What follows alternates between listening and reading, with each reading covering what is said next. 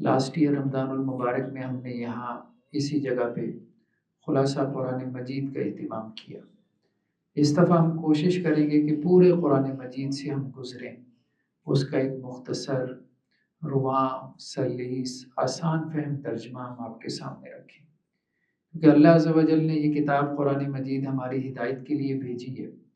ایک مسلمان ہونے کے ناطے ہمارا یہ ایک دینی فریضہ ہے کہ کم از کم زندگی میں ایک مرتبہ تو پورے قرآن سے گزریں کہ اللہ تعالیٰ ہمارا پروردگار، ہمارا رب، ہمارا خالق ہم سے کیا خطاب کر رہا ہے، ہمیں کیا کہنا چاہ رہا ہے۔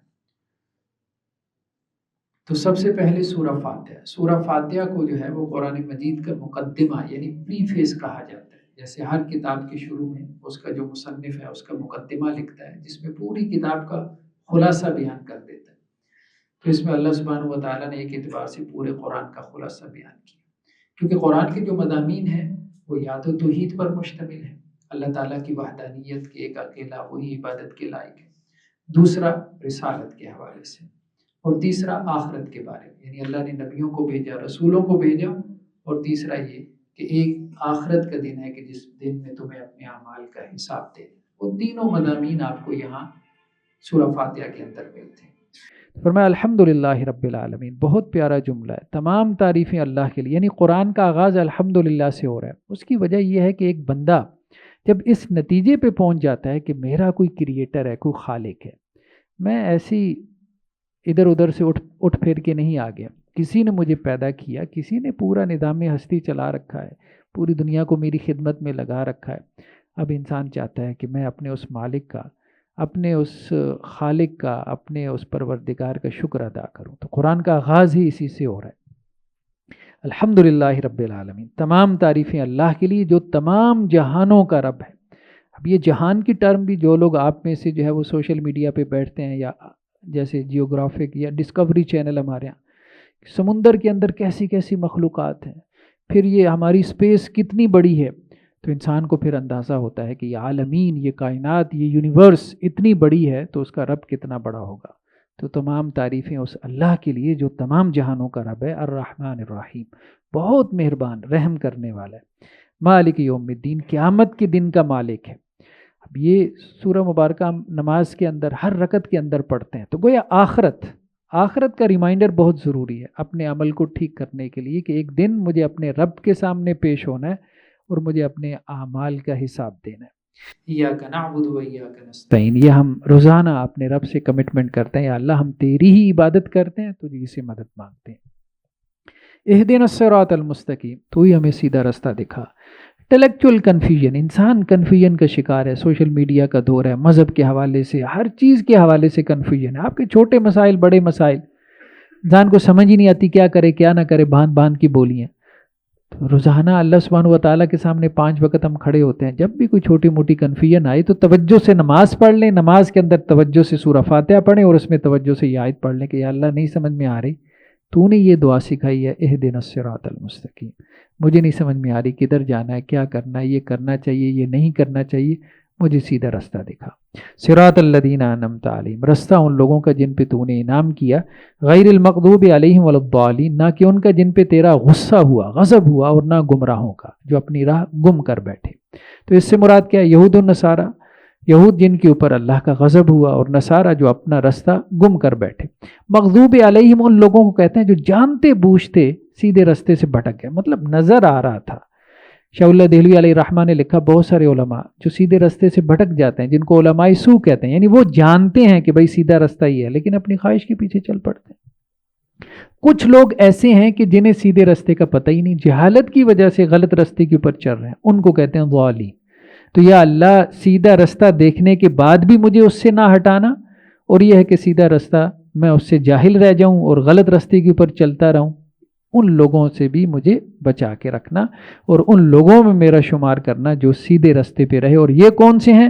یہ آگے چل کے ہم قرآن میں پڑھیں گے، یہ انبیاء ہیں، صدیقین ہیں، شہداء ہیں، اور صالحین۔ نبی کریم صلی اللہ علیہ وسلم نے فرمایا کہ جب بندہ مومن نماز کے اندر سورہ فاتحہ کی تلاوت کرتا ہے تو ہر آیت کے اوپر اللہ سبحانہ و تعالیٰ کی طرف سے جواب آتا ہے۔ جب بندہ کہتا ہے الحمدللہ رب العالمین، اللہ تعالیٰ کہتے ہیں فرشتوں سے کہ دیکھو میرے بندے نے میری حمد و ثنا بیان کی۔ جب بندہ کہتا ہے الرحمن الرحیم، اللہ تعالیٰ کہتے ہیں میرے بندے نے میری ثنا بیان کی۔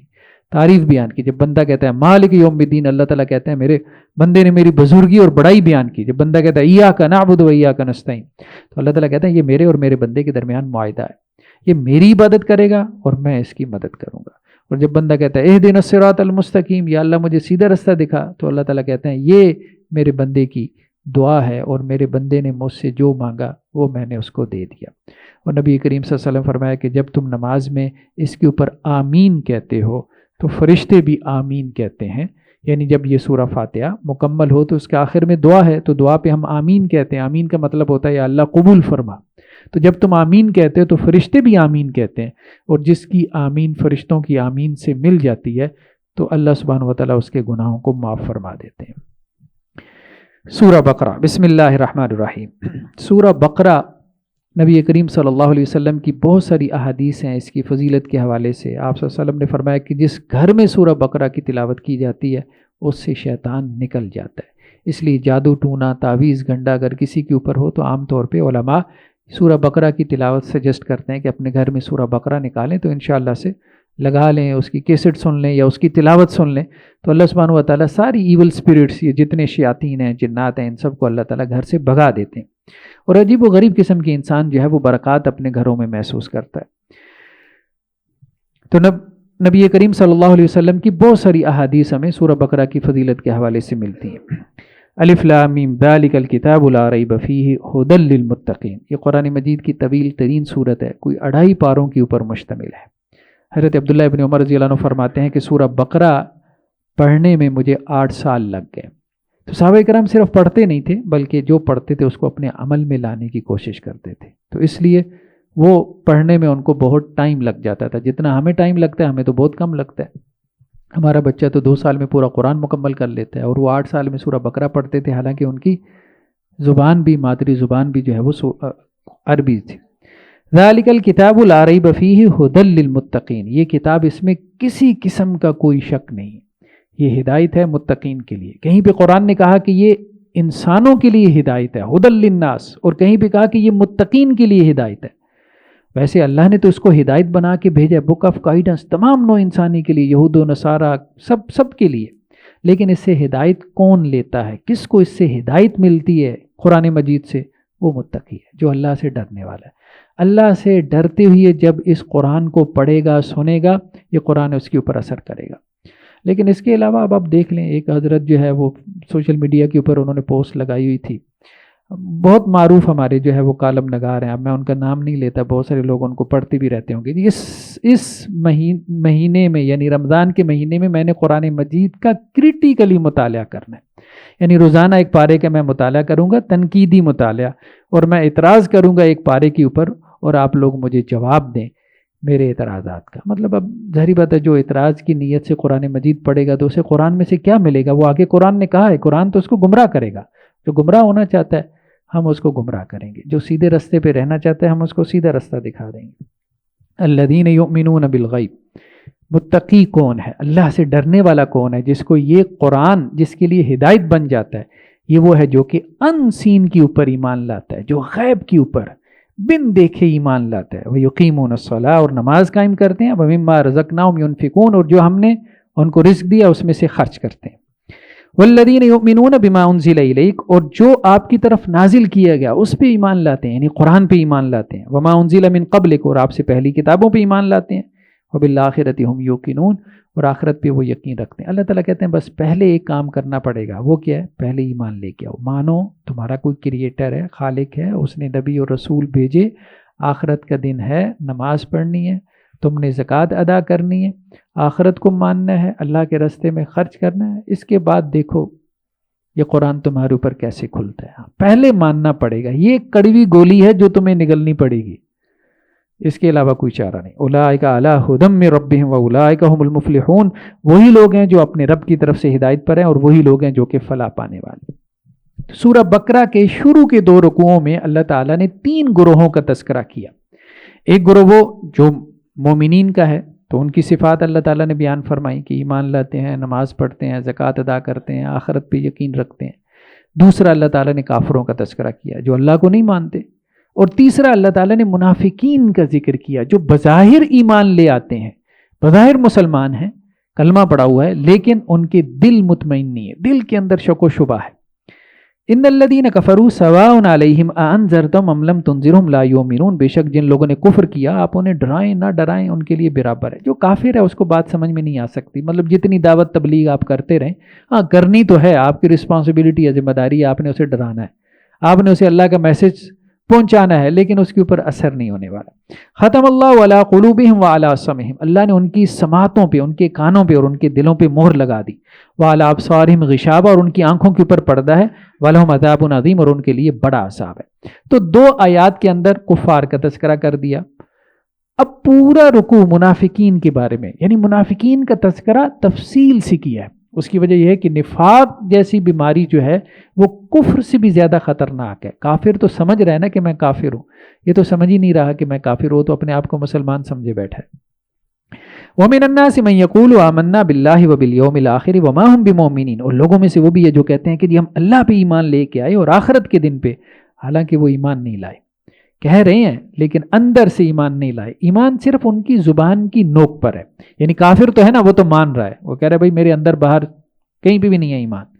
یخادعون اللہ والذین آمنوا، یہ منافق کون ہے؟ ہیپوکریٹ.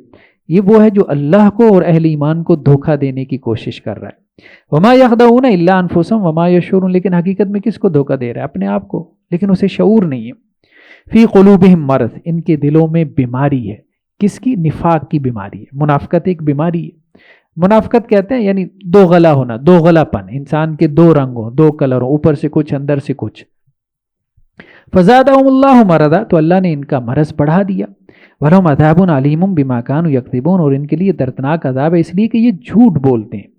وَإِذَا قِيلَ لَهُمْ لَا تُفْسِدُوا فِي الْأَرْضِ، اور جب ان سے کہا جاتا ہے زمین میں فساد مت برپا کرو، قالوا انما نحن مصلحون، تو کہتے ہیں ہم تو اصلاح کر رہے ہیں. بہت سارے لوگ آپ کو دنیا میں جب آپ ان کو سمجھائیں گے کہ بھائی تمہاری اس ایکٹیویٹی سے، تمہارے اس کام سے زمین میں نفرتیں پھیل رہی ہیں، دشمنیاں پھیل رہی ہیں، لیکن وہ اس کو جسٹیفائی کرے گا. ہو سکتا ہے مذہبی آدمی ہو، آپ کہے بھائی سیکٹیرینزم پھیلا رہے ہو، فرقہ واریت، مذہبی انتہا پسندی پھیلا رہا ہو، لیکن وہ اس کو کیا کرے گا؟ جسٹیفائی کرے گا، میں تو بڑا دین کا کام کر رہا ہوں، میں تو بڑا اصلاح کا کام کر رہا ہوں.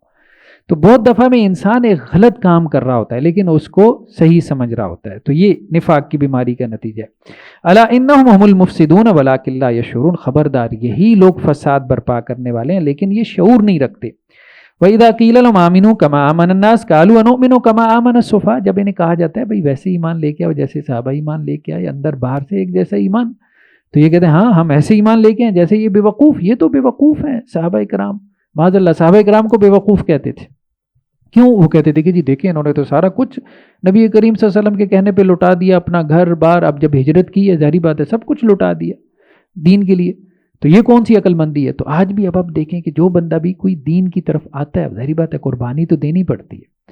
آپ کسی بھی جو ہے وہ مطلب گورنمنٹ کے محکمے میں، ڈپارٹمنٹ میں آپ تھوڑا سا دین پریکٹس کرنا چاہیں گے تو لوگ آپ کو کہیں گے بھائی اسٹوپڈ ہو گئے ہو، بے وقوف ہو گئے ہو، کس زمانے میں رہتے ہو، کیسی باتیں کر رہے ہو، یہ سارا ماحول ہے، سب کچھ چلتا ہے یہاں پہ، اس طرح سے چلاؤ. تو لوگ آپ کو بے وقوفی کا ٹیگ لگائیں گے جب بھی آپ دین کو پریکٹس کریں گے.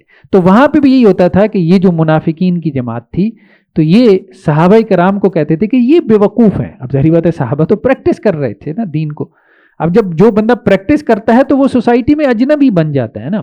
جب وہ دین کو صحیح طرح سے فالو کرے گا تو اپنا نقصان کرے گا، جب اپنا نقصان کرے گا تو اس وقت لوگ اس کو بے وقوف کہیں گے. الا انہم هم السفہاء ولکن لا یعلمون، بے شک یہ خود ہی بے وقوف ہیں لیکن اکثر لوگ نہیں جانتے. مطلب آخرت کے اعتبار سے اصل بے وقوف تو یہ ہیں، وہ تو اپنی آخرت بنا رہے ہیں. وَإِذَا لَقُوا الَّذِينَ آمَنُوا قَالُوا آمَنَّا، اور جب یہ اہل ایمان سے ملتے ہیں یعنی یہ منافق تو کہتے ہیں ہم تو مومن ہیں. وَإِذَا خَلَوْا إِلَىٰ شَيَاطِينِهِمْ، اور جب اپنے شیطان سرداروں کے پاس ہوتے ہیں، قَالُوا إِنَّا مَعَكُمْ، تو انہیں کہتے ہیں ہم تمہارے ساتھ ہیں. إِنَّمَا نَحْنُ مُسْتَهْزِئُونَ، ہم تو ان کے ساتھ مذاق کر رہے تھے. تو اب آج بھی دنیا کے اندر چلیں ٹھیک ہے دین کے حوالے سے جو ہے وہ نفاق نہ ہو، لیکن آپ کہیں پہ بھی اپنی فیملی میں دیکھتے ہیں، فیملی پالیٹکس ہوتی ہیں، آپ اپنے نیبرز میں دیکھتے ہیں، آپ اپنے کولیگز میں دیکھتے ہیں، کچھ لوگ اوپر سے آپ کے ساتھ ہوتے ہیں لیکن آپ کو پتہ ہے کہ اندر سے آپ کے ساتھ نہیں ہے. دوسرے کی ٹیبل پہ جا کے بیٹھے گا تو اس کو کہے گا میں تیرے ساتھ ہوں، آپ کے ساتھ آ کے بیٹھے، مطلب یہی مطلب چلتا ہے. پالیٹکس میں بھی یہی چلتا ہے، اس کو بھی ووٹ کا لارا لگا دیا، اس کو بھی لگا دیا. تو یہ دوغلا رویہ جو ہے نا یہ ایمان کے منافی ہے. ایمان کے منافی ہے. ایمان اور نفاق دونوں جمع نہیں ہو سکتے.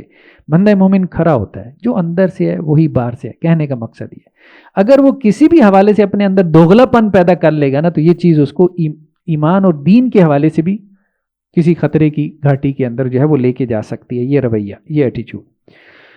اللہ یستہزئ بہم ویمدہم فی طغیانہم یعمہون. اللہ تعالیٰ ان کا مذاق اڑاتا ہے اور اللہ تعالیٰ ان کو ان کی سرکشی میں کھینچتا ہے. یہ اندھے بہرے ہو کے بھٹکتے پھر رہے ہیں. اولئک الذین اشتروا الضلالۃ بالہدی. یہی وہ لوگ ہیں جنہوں نے ہدایت کے بدلے میں گمراہی کو خریدا. فما ربحت تجارتہم وما کانوا مہتدین. تو ان کی تجارت ان کے لیے فائدہ مند ثابت نہ ہوئی اور نہ ہی یہ ہدایت پانے والے. مثلہم کمثل الذی استوقد نارا. اب اللہ تعالیٰ نے یہاں پہ دو مثالیں بیان کی. اللہ تعالیٰ قرآن میں کثرت سے مثالوں سے، کیونکہ مثالوں سے بات اچھے سے سمجھ میں آتی ہے. ایک تو ان منافقین کی مثال بیان کی جو کہ کافر ہیں، اور ایک وہ ہیں جو درمیان میں ہیں، ڈگمگا رہے ہیں، کبھی ادھر کبھی ادھر، کبھی ان کو دین کی بات اچھی لگتی ہے، کبھی ان کو جو ہے وہ کفر کی بات اچھی لگتی ہے. تو مذبذبین بین ذالک لا الہ الا اللہ. تو مثلہم کمثل الذی استوقد نارا. ان کی منافقین کی مثال جیسا کہ مثال اس شخص کی جس نے آگ جلائی. نبی کریم صلی اللہ علیہ وسلم نے جو ہے وہ وہی، جیسے آگ روشنی کرتی ہے تو اسی طرح قرآن کی وحی آئی، نبی کریم صلی اللہ علیہ وسلم نے وہ پڑھ کے سنائی تو روشنی ہو گئی. فلما اضاءت ما حولہ ذهب اللہ بنورہم. جب اس کا ارد گرد روشن ہو گیا تو اللہ تعالیٰ ان کی آنکھوں کے نور کو لے گیا. دیکھیں دیکھنے کا عمل کیسے مکمل ہوتا ہے. دیکھنے کا عمل اس طرح سے مکمل ہوتا ہے کہ باہر بھی روشنی ہو، میری آنکھوں میں بھی روشنی ہو. باہر تو روشنی، سورج نکلا ہوا ہے، میری آنکھوں میں بینائی نہیں ہے تو میں نہیں دیکھ پاؤں گا نا. تو اسی طرح اگر میری آنکھوں میں بینائی ہے، باہر روشنی نہیں ہے تو پھر بھی دیکھ نہیں پاؤں گا. تو باہر تو خوب روشنی ہو گئی ہے، دین اسلام آ گیا ہے، قرآن اللہ کی کتاب آ گئی ہے، نبی کریم صلی اللہ علیہ وسلم نے خوب روشنی پھیلا دی ہے دین اسلام کی برکت سے. اب بھی ان کو وہ روشن دین نظر نہیں آ رہا. اب بھی وہ مانگتے ہیں، دلیل مانگتے ہیں، جی دکھا دیں ہمیں. تو فلما اضاءت ما حولہ ذهب اللہ بنورہم. جب اللہ تعالیٰ نے آپ کا ارد گرد روشن کر دیا، سب کو وہ روشنی نظر آ رہی تھی، ان کے آنکھوں کا نور اللہ تعالیٰ لے گیا ہے. بظاہر یہ دیکھ رہے ہیں لیکن ان کے دل اندھے ہو چکے ہیں. وَتَرَكُمْ فِي ظُلُمَاتٍ لَا يُبْصِرُونَ. اللہ تعالیٰ نے ان کو اندھیروں میں چھوڑ دیا، اب یہ دیکھ نہیں پاتے. ثُمٌّ بُكْمٌ عُمْيٌ فَهُمْ لَا يَرْجِعُونَ. یہ اندھے بہرے گونگے ہو چکے ہیں، اب یہ واپس نہیں لوٹیں گے، یعنی ایمان کی طرف نہیں آئیں گے. او قصیب من السماء فیہ ظلمات ورعد وبرق. یا آسمان سے زور کی بارش، کبھی موسلا دھار بارش ہو رہی ہے اور اس میں اندھیرے، بجلی کڑک رہی ہے، بجلی چمک رہی ہے. یجعلون اصابعهم فی آذانہم من الصواعق حذر الموت. اب لوگ کیا کرتے ہیں جو جنگل میں کہیں بیاباں کے اندر صحرا میں سفر کر رہے ہیں، تو ایسی جب زور کی بارش، طوفانی بارش ہو رہی ہے تو لوگ اپنے کانوں میں انگلیاں ٹھوس لیتے ہیں موت کے ڈر سے. اللہ محیط بالکافرین. اللہ تعالیٰ کافروں کا احاطہ کرنے والا ہے. یکاد البرق یخطف ابصارہم. قریب ہے کہ وہ بجلی ان کی نگاہوں کو اچک لے. کلما اضاء لهم مشوا فیہ. جب وہ بجلی چمکتی ہے، روشنی ہوتی ہے تو وہ چل پڑتے ہیں. وَإِذَا أَظْلَمَ عَلَيْهِمْ قَامُوا. پھر جب اندھیرا چھا جاتا ہے تو کھڑے کے کھڑے رہ جاتے ہیں. یعنی موسلا دھار طوفانی بارش ہو رہی ہے، آپ کہیں جنگل میں سفر کر رہے ہیں، بجلی چمکی، تھوڑا رستہ نظر آیا، آپ چلے. جیسی اندھیرا ہو گیا تو پھر آپ رک گئے.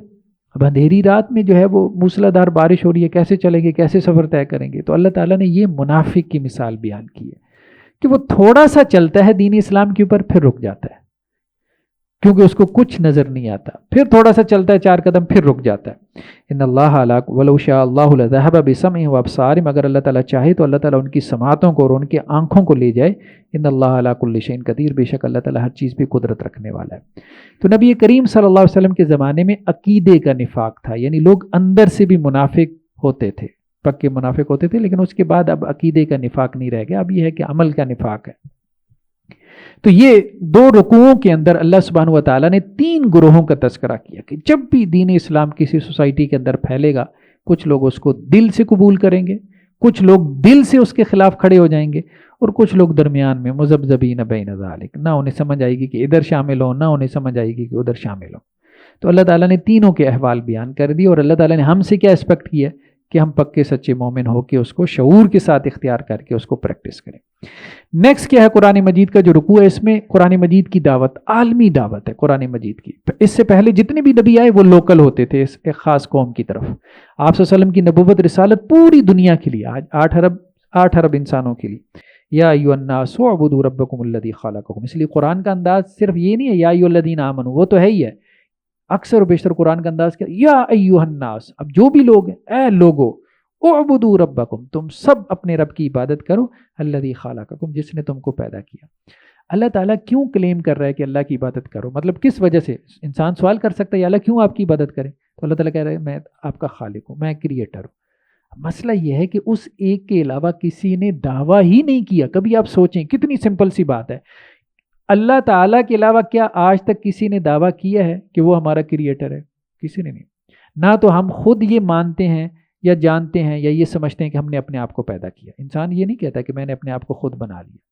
اب دوسری صورت یہ ہے کہ کسی اور نے پیدا کیا، تو وہ کون ہے؟ وہ آج تک ایک ہی نہیں دعویٰ کیا، اللہ سبحانہ و تعالیٰ۔ اس کے علاوہ کسی کا دعویٰ ہمارے سامنے ہے ہی نہیں، کسی نے کہا کہ میں تمہارا کریٹر ہوں۔ تو یا ایھا الناس اعبدوا ربکم الذی خلقکم، اپنے رب کی عبادت کرو جس نے تم کو پیدا کیا، والذین من قبلکم، اور تم سے پہلوں کو بھی، لعلکم تتقون، تاکہ تم متقی بن جاؤ۔ الذی جعل لکم الارض فراشا، اللہ نے تمہارے لیے زمین کو بچھونا بنا دیا ہے، بہت نرم بھی نہیں ہے کہ تمہارے پاؤں دھس جائیں، بہت سخت بھی نہیں ہے کہ چلنے میں دشواری ہو، والسماء بنا، اور آسمان کو چھت بنا دیا، وانزل من السماء ماء فاخرج به من الثمرات رزقا لکم، اور اللہ نے آسمان سے پانی اتارا اور اس کے ذریعے سے تمہارے لیے مختلف قسم کے رزق زمین سے پیدا کر دیے۔ فلا تجعلوا للہ اندادا وانتم تعلمون، تو اللہ کے ساتھ شریک مت ٹھہراؤ، اور اگر تم ایسا کرو گے تو تم جانتے بوجھتے ایسا کرو گے، اللہ کا تو کوئی پارٹنر نہیں۔ وَإِن كُنتُمْ فِي رَيْبٍ مِّمَّا نَزَّلْنَا عَلَىٰ عَبْدِنَا فَأْتُوا بِسُورَةٍ مِّن مِّثْلِهِ، دیکھو اگر تمہیں شک ہے یہ جو ہم نے نازل کیا اپنے بندے کے اوپر، نبی کریم صلی اللہ علیہ وسلم پہ، یہ قرآن مجید، اگر تمہیں یہ شک ہے پتہ نہیں یہ اللہ کی طرف سے ہے نہیں ہے، اس جیسی ایک صورت بنا لو۔ مطلب اگر یہ انسانی کلام ہے، آپ علیہ السلام نے خود سے اگر اس کو گھڑ لیا، وضع کر لیا، بنا لیا، تو تم بھی عرب ہو، تمہارے اندر بھی شعراء ہیں، بڑے بڑے خطباء موجود ہیں، تو اس قسم کا جو ہے وہ کلام لے آؤ۔ وَدُوا شُهَدَاءَكُم مِّن دُونِ اللَّهِ إِن كُنتُمْ صَادِقِينَ، اور اللہ کے علاوہ اپنے سارے سپورٹر لے آؤ، پکارو ان کو، سب کو جمع کرو، سارے بڑے بڑے خطیب شعراء لے آؤ، اگر تم سچے ہو تو کر کے دکھاؤ۔ تو اگر تم اس قرآن جیسی ایک چھوٹی سی صورت، یا کہیں پہ قرآن نے کہا کہ جی 10 آیات لے آؤ، اگر تم یہ نہیں لا سکتے تو اس کا مطلب کیا ہے کہ یہ انسانی کلام نہیں ہے، یہ ورڈ آف گاڈ ہے۔ فَإِن لَّمْ تَفْعَلُوا وَلَن تَفْعَلُوا، دیکھو اگر تم ایسا نہ کر سکو، اور تم ہرگز نہ کر سکو گے، 1400 سال سے آج تک، مطلب پاسبل نہیں۔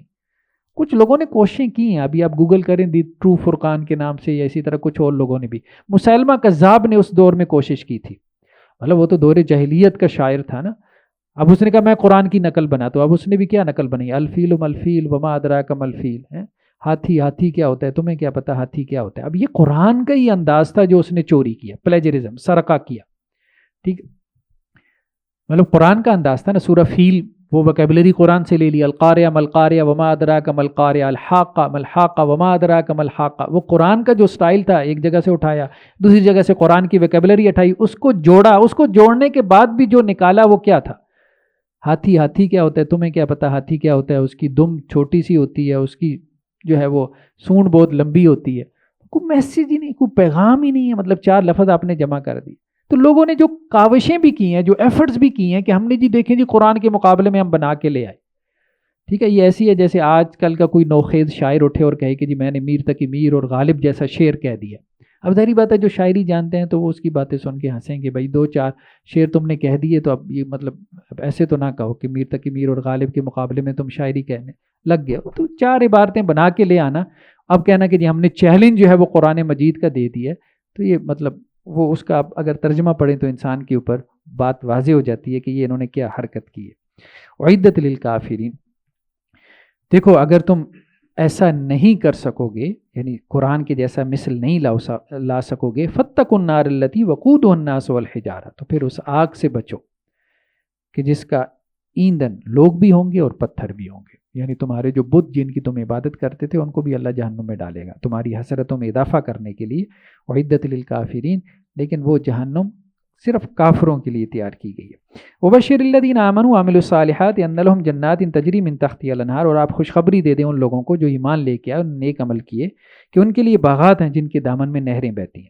کلما رزقوا منها من ثمرۃ رزقا قالوا هذا الذی رزقنا من قبل، جب بھی اہل جنت کو جنتوں میں پھل دیا جائے گا تو وہ کیا کہیں گے، ہمیں تو اس سے پہلے ایسا پھل دیا گیا، واتوبہ متشابہ، حالانکہ انہیں اس سے ملتا جلتا پھل دیا جائے گا۔ جنت میں بیٹھے ہوں گے نا، اب ان کے جو غلمان خدام ہوں گے وہ سرو کر رہے ہوں گے، تو ابھی انہوں نے کچھ کھایا پیا، وہ دوبارہ وہی پھل لے کے آ جائیں گے، وہ کہیں گے بھائی ابھی تو یہ کھا پی لیا، کوئی نئی چیز لے کے آؤ، تو وہ کہیں گے بھائی نہیں بھائی ذائقے میں نہیں ہے، ٹیسٹ تو کر کے دیکھو۔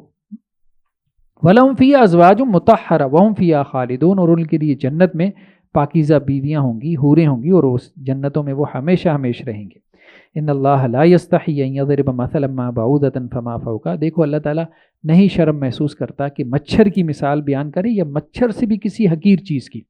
اصل میں اللہ تعالیٰ نے قرآن مجید میں شرک کی مثال مچھر سے بیان کی تھی، یا جیسے مکڑی سے، تو اب اس پہ کفار نے اعتراض کیا کہ جی اللہ کی ذات اتنی بڑی، مچھر اتنا چھوٹا، تو اللہ تعالیٰ نے مچھر کی مثال کیسے بیان کر دی؟ تو اس پہ اللہ نے کہا کہ دیکھو جو تمہارا کام ہے، جو تمہاری حرکت ہے، تو تمہاری حرکت کے مثل اللہ تعالیٰ نے جو مثال بنتی تھی وہ بیان کی۔ تو شرک اتنی گری ہوئی حرکت ہے کہ اس کے لیے اللہ تعالیٰ نے مکھی، مچھر اور مکڑی کی مثال ہی دینی۔ فَأَمَّا الَّذِينَ آمَنُوا فَيَعْلَمُونَ أَنَّهُ الْحَقُّ مِن رَبِّهِمْ، پس جو لوگ ایمان لے کے ہیں وہ یہ جانتے ہیں کہ یہ آپ کے رب کی طرف سے حق ہے۔ وَأَمَّا الَّذِينَ كَفَرُوا فَيَقُولُونَ مَاذَا أَرَادَ اللَّهُ بِهَذَا مَثَلًا، اور جو تو کافر ہو گئے اب انہوں نے کہا جی اللہ تعالیٰ کو کیا ضرورت ہے ان مثالوں کے بیان کرنے کی، يُضِلُّ بِهِ كَثِيرًا وَيَهْدِي بِهِ كَثِيرًا، یہ قرآن مجید کا فریض بہت عام ہے۔ دیکھو اللہ تعالیٰ اس قرآن کے ذریعے بہتوں کو گمراہ کرتا ہے، اور اس قرآن کے ذریعے اللہ تعالیٰ بہتوں کو ہدایت دیتا ہے۔ جو ہدایت چاہتا ہے اسے قرآن سے ہدایت ملتی ہے۔ اسے قرآن پڑھنا نہ آتا ہو، وہ بسم اللہ الرحمن الرحیم کر کے پڑھتا رہے گا، انگلی پھیرتا رہے گا، اور اس کے آنسو نہیں تھمیں گے۔ اور جسے ہدایت نہیں چاہیے، جو اعتراض نکالنے کے لیے، مین میخ نکالنے کے لیے قرآن کا مطالعہ کرنا چاہے گا، تو وہ 40 سال بھی قرآن مجید کا مطالعہ کرتا رہے گا، لیکن قرآن سے اس کو ہدایت نہیں ملے گی، وہ معترض ہی رہے گا اس کے اوپر۔ وما يضل به الا الفاسقین، اور دیکھو اس قرآن کے ذریعے گمراہ کون لوگ ہوتے ہیں؟ جو فاسق ہیں۔ اور فاسق کون ہے؟ 3 نشانیاں اللہ تعالیٰ نے بیان کی جو فاسق، جو نافرمان ہے۔ الذین ینقضون عہد اللہ من بعد میثاقہ، اللہ سے کیا وہ وعدہ توڑ دیتے ہیں۔ ایک وعدہ جو عہد الست میں کیا اس دنیا میں آنے سے پہلے کہ یا اللہ تو ہی ہمارا رب ہے، تیرے ساتھ کسی کو شریک نہیں ٹھہرائیں گے، اب دنیا میں آ کے اللہ کے ساتھ شرک کرنا شروع کر دی۔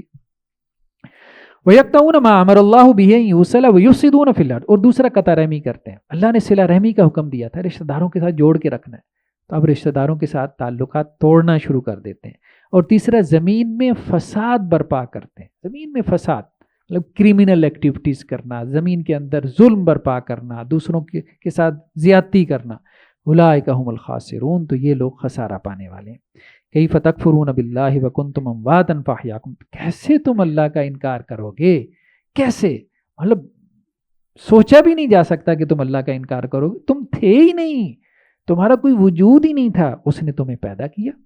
ثم یمیتکم، پھر وہ تمہیں مار رہا ہے، یعنی تم میں سے کوئی ایک آج تک ایسا نہیں ہے کہ جو کہے کہ جی میں نے مرنا نہیں۔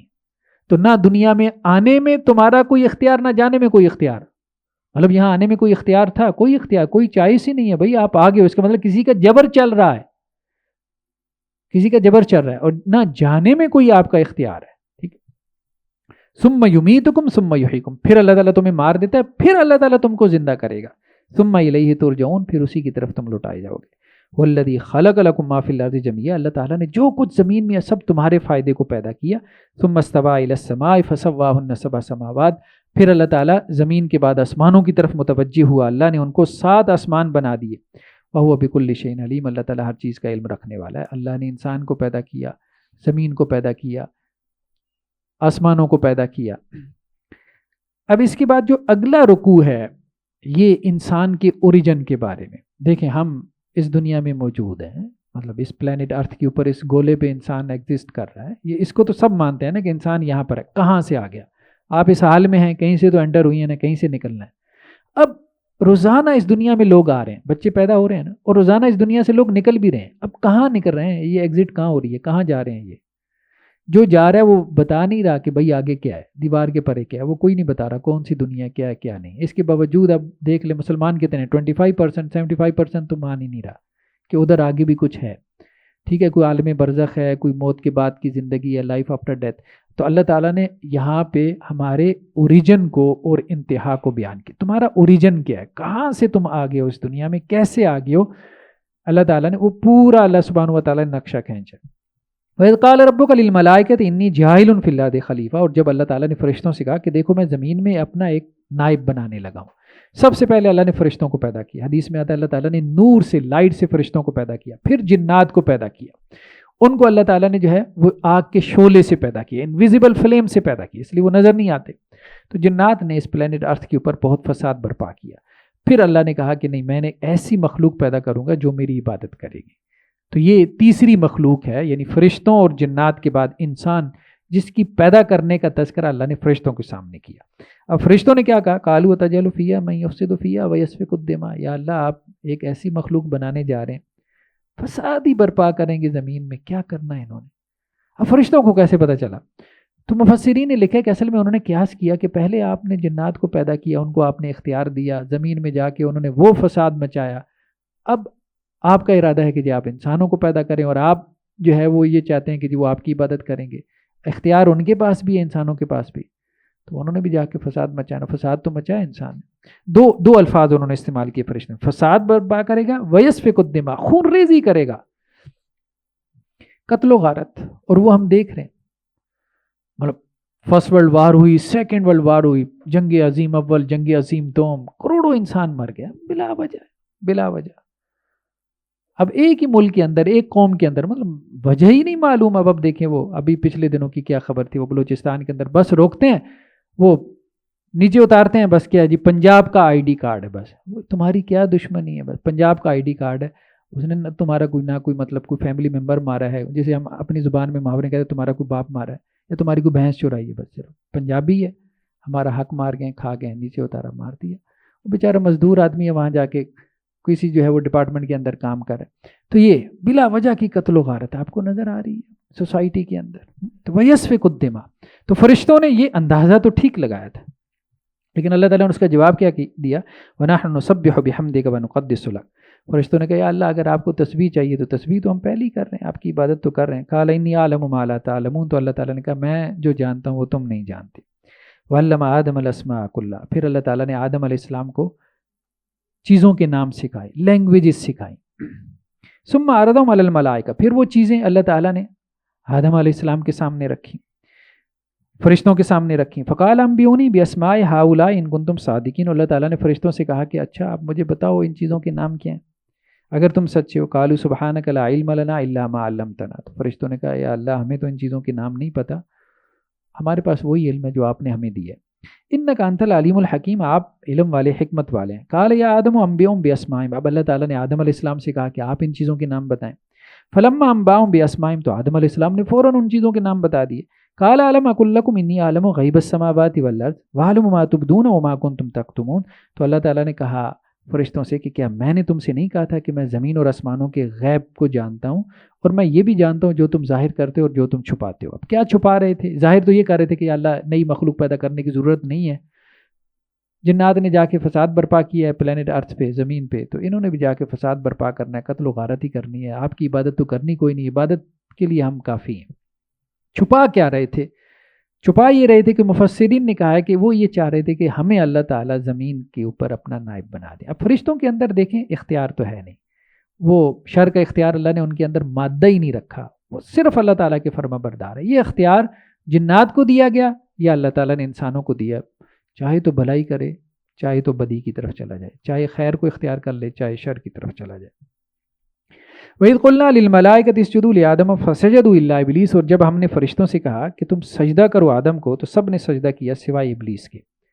ابا واستکبر وکان من الکافرین، تو اس نے انکار کیا اور تکبر کیا اور وہ ہو گیا کافروں میں سے. تو ابلیس جو ہے یہ جنات میں سے تھا، شیاطین میں سے تھا، لیکن کہا جاتا ہے کہ کثرت عبادت کی وجہ سے یہ فرشتوں میں اس کا شمار ہونا شروع ہو گیا تھا. وَقُلْنَا يَا آدَمُ اسْكُنْ أَنْتَ وَزَوْجُكَ الْجَنَّةَ وَكُلَا مِنْهَا رَغَدًا حَيْثُ شِئْتُمَا. اب اللہ تعالیٰ نے آدم علیہ السلام کو پیدا کیا، پھر حدیث میں آتا ہے کہ آدم علیہ السلام کی پسلی سے اللہ نے اماں حوا کو پیدا کیا اور دونوں کو آسمانوں کی جنت میں رکھا اور ان کو کہا کہ بھئی یہاں کھاؤ پیو مزے سے جہاں سے تم چاہو. وَلَا تَقْرَبَا هَٰذِهِ الشَّجَرَةَ فَتَكُونَا مِنَ الظَّالِمِينَ، لیکن اس ایک درخت کے قریب نہ جانا، تم ظالموں میں سے ہو جاؤ گے. فَأَضَلَّهُمَ الشَّيْطَانُ عَنْهَا فَأَخْرَجَهُمَا مِمَّا كَانَا فِيهِ، تو شیطان نے اسی درخت کے حوالے سے ان کو پھسلا. یعنی جنت میں اب دیکھیں کیا کچھ نعمت نہیں ہوگی، لیکن صرف ایک چیز سے روک دیا، لیکن شیطان نے اسی چیز کے حوالے سے پھسلا دیا. اب دیکھیں انسان کہے کہ جی مجھے دنیا کی ہر چیز مل جائے، ہر چیز بھی انسان کو مل جائے، اگر دنیا کی ایک چیز نہیں ملے گی تو وہ اس ایک چیز کی خواہش رکھے گا اور اس کے پیچھے پاگل ہو جائے گا. اللہ تعالیٰ نے انسان کے اندر یہ کمزوری رکھ دی ہے، کمزوری رکھنے کے بعد کہا کہ بھئی اپنی تربیت کر کے آؤ. اس کمزوری کے اوپر کنٹرول کر کیا. تو شیطان نے پھسلایا آدم اور حوا علیہ السلام کو اور اس جنت سے میں نکلوا دیا. وَقُلْنَا اهْبِطُوا بَعْضُكُمْ لِبَعْضٍ عَدُوٌّ. تو انہوں نے درخت کا پھل کھا لیا. تو اب اللہ تعالیٰ نے کہا کہ دنیا میں اتر جاؤ، اور ساتھ میں یہ بھی کہا کہ تمہارے آنے والی نسل وہ سب کی سب اب دنیا میں اتر جائے، جنت سے اتر جائے. وَلَكُمْ فِي الْأَرْضِ مُسْتَقَرٌّ وَمَتَاعٌ إِلَىٰ حِينٍ. اور دیکھو زمین میں، اب جنت سے تم نکالے جا رہے ہو، زمین پہ جا رہے ہو، اللہ تعالیٰ تمہیں بھیج رہا ہے، ٹھیک ہے. تو زمین پہ تم نے رہنا ہے، تمہارا ٹھکانہ ایک وقت مقرر تک، تھوڑی دیر کے لیے. جیسے یہاں سے لوگ جاتے ہیں دبئی میں، یورپ میں، پاکستانی ہیں، اور ویزے پہ جاتے ہیں، یا چلیں اسٹڈی ویزے پہ جاتے ہیں 4 سال کے لیے، 5 سال کے لیے، بزنس کے لیے بھی جاتے ہیں، ٹھیک ہے. لیکن یہ ہے کہ واپس تو آنا ہے نہ ایک دن واپس تو آنا ہے. تو یہی ہے کہ بھائی اب اللہ تعالیٰ نے تمہیں یہاں ویزے کے اوپر بھیجا ہوا پلانٹ. تمہارا اصل گھر جنت ہے، جنت کی طرف تم نے واپس جانا ہے. فَتَلَقَّىٰ آدَمُ مِن رَبِّهِ كَلِمَاتٍ فَتَابَ عَلَيْهِ. تو آدم علیہ السلام نے اپنے رب سے چند کلمات سیکھ لیے، تو اللہ تعالیٰ نے ان کی توبہ قبول فرمائی. إِنَّهُ هُوَ التَّوَّابُ الرَّحِيمُ. بے شک اللہ تعالیٰ توبہ قبول کرنے والا، رحم کرنے والا ہے. قُلْنَا اهْبِطُوا مِنْهَا جَمِيعًا. ہم نے کہا تم سب یہاں جنت سے اتر جاؤ. فَإِمَّا يَأْتِيَنَّكُم مِّنِّي هُدًى فَمَن تَبِعَ هُدَايَ فَلَا خَوْفٌ عَلَيْهِمْ وَلَا هُمْ يَحْزَنُونَ. تو جس کے پاس میری طرف سے کوئی ہدایت آئے، دنیا میں تمہیں اکیلا نہیں چھوڑوں گا، پیغمبر بھیجوں گا، کتابیں بھیجوں گا، ٹھیک. تو جس نے میری ہدایت کی پیروی کی اس کے اوپر نہ کوئی خوف ہوگا، نہ وہ غمگین ہوں گے. والذین کفروا وکذبوا بآیاتنا اولئک اصحاب النار هم فیہا خالدون. جن لوگوں نے کفر کیا اور ہماری آیات کو جھٹلایا تو وہ آگ والے ہیں اور اس میں ہمیشہ ہمیشہ رہیں گے. یہاں تک تو یہ الفا اور اومیگا کیا ہے، ہماری ابتدا کیا ہے، کہاں سے اللہ نے پیدا کیا، جنت میں رکھا، دنیا میں بھیج دیا.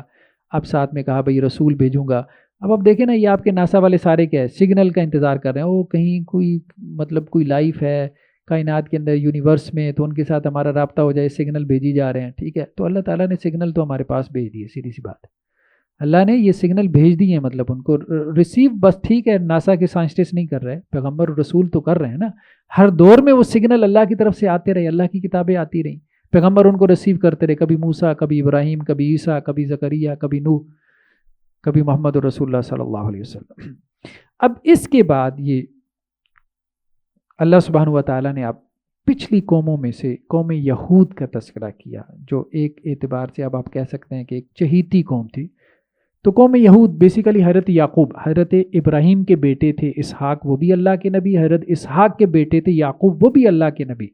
تو حضرت یعقوب کے 12 بیٹے تھے، جن میں سے ایک یوسف تھے، وہ بھی اللہ کے نبی. یعنی 4 نسلوں میں نبوت، بلکہ حضرت ابراہیم کے بعد نبوت حضرت ابراہیم کی نسل میں ہی رہی.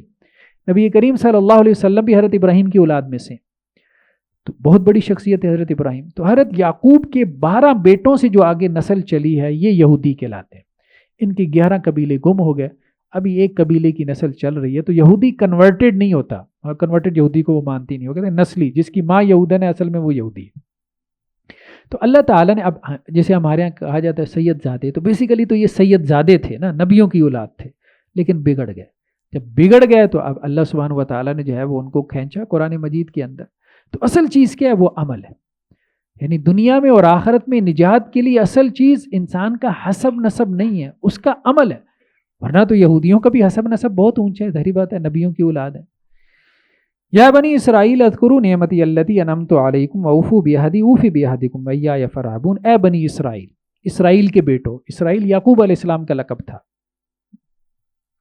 یعنی یعقوب کے بیٹو، یاد کرو میری نعمت جو میں نے تمہارے اوپر انعام کی، اور میرا وعدہ پورا کرو، میں تمہارا وعدہ پورا کروں گا. اللہ کا وعدہ کیا تھا؟ تورات کے اوپر عمل کرنا. حضرت موسیٰ علیہ السلام کی طرف تورات نازل ہوئی تھی، اس پہ عمل کرنا. میں اپنا وعدہ پورا کروں گا، یعنی تمہیں دنیا میں عروج دوں گا. وَإِيَّايَ فَارْهَبُونَ، اور مجھ ہی سے پس ڈرنا. وَآمِنُوا بِمَا أَنزَلْتُ مُصَدِّقًا لِمَا مَعَكُمْ، اور ایمان لے کے آؤ جو میں نے نازل کیا ہے، کیونکہ یہ تصدیق کر رہا ہے اس کی جو تمہارے پاس ہے. یہ یہودی جو ہے یہ شام سے یثرب میں یعنی مدینہ کے اندر آ کے آباد ہو گئے تھے. ابھی تک اللہ کے نبی صلی اللہ علیہ وسلم کی بعثت نہیں ہوئی تھی، آپ کو نبوت نہیں ملی تھی. کیوں؟ کیونکہ ان کی کتابوں میں لکھا ہوا تھا کہ آخری نبی کا ظہور کھجوروں کی سرزمین میں ہونا ہے جو 2 کالے پہاڑوں کے درمیان ہے. تو یہ تلاش کرتے کرتے مدینہ میں آ کے آباد ہو گئے تھے. لیکن ان کو امید یہ تھی کہ آخری نبی بھی ہمارے اندر یہود کے اندر آئے گا. جب انہوں نے دیکھا وہ تو قریش میں پیدا ہو گیا، تو اب انہوں نے نبی کریم صلی اللہ علیہ وسلم کی مخالفت شروع کر دی. تو اب اللہ تعالیٰ نے کہا کہ بھئی تم ایمان نہیں لاؤ گے جو نبیوں کی اولاد ہو، جو سب سے زیادہ نبوت کو سمجھنے والے ہو، سب سے زیادہ کتاب کو سمجھنے والے ہو، تو باقی لوگ کیسے ایمان لے کے آئیں گے؟ تو سب سے پہلے ان کو مخاطب کیا گیا. وَآمِنُوا بِمَا أَنزَلْتُ مُصَدِّقًا لِمَا مَعَكُمْ وَلَا تَكُونُوا أَوَّلَ كَافِرٍ بِهِ. اور دیکھو سب سے پہلے کافر تم ہی مت بن جاؤ. وَلَا تَشْتَرُوا بِآيَاتِي ثَمَنًا قَلِيلًا. اور میری آیات کو تھوڑی قیمت کے بدلے میں مت بیچو. وَإِيَّايَ فَاتَّقُونِ. اور مجھ ہی سے ڈرو. وَلَا تَلْبِسُوا الْحَقَّ بِالْبَاطِلِ وَتَكْتُمُوا الْحَقَّ وَأَنْتُمْ تَعْلَمُونَ. حق کو باطل کے ساتھ خلط ملط مت کرو اور حق کو مت چھپاؤ اور تم جانتے ہو، یعنی جانتے بوجھتے حق کو چھپاتے ہو. اور یہ ان کے علماء کرتے تھے.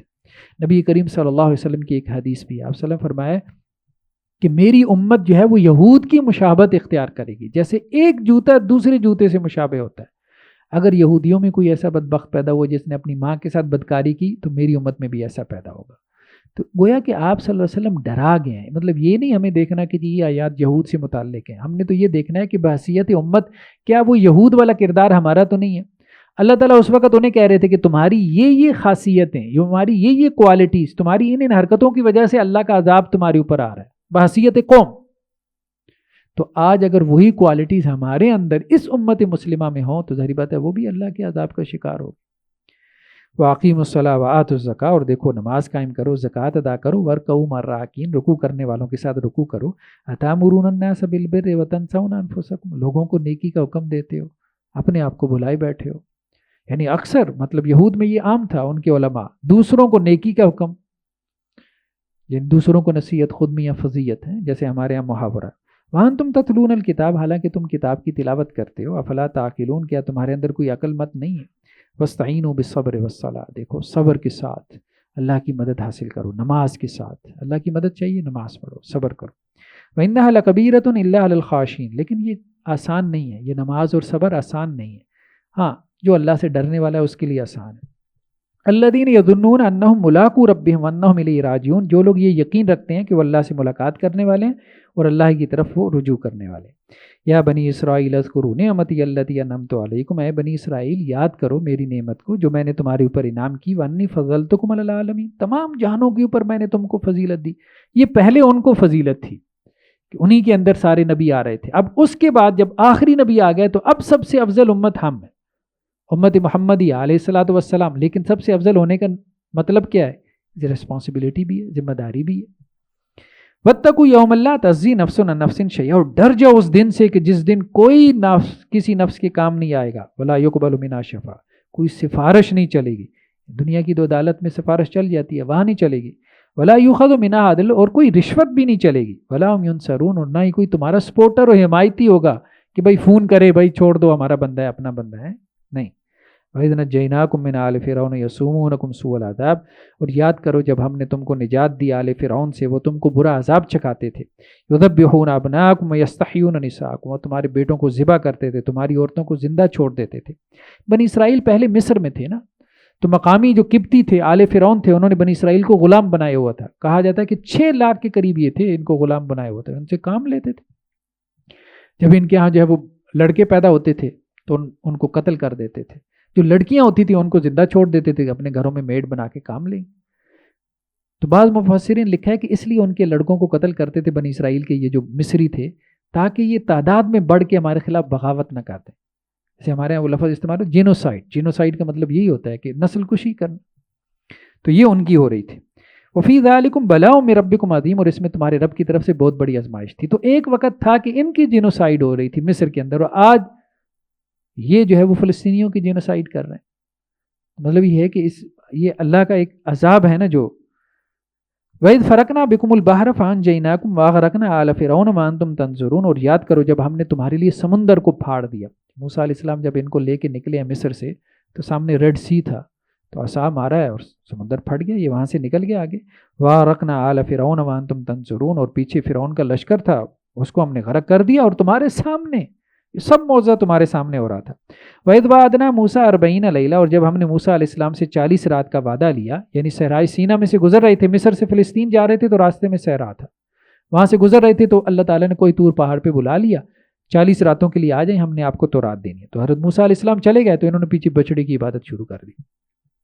ثم اتخذتم العجل من بعدی وانتم ظالمون. پھر تم نے بچڑے کو معبود بنا لیا اور تم ظالم تھے.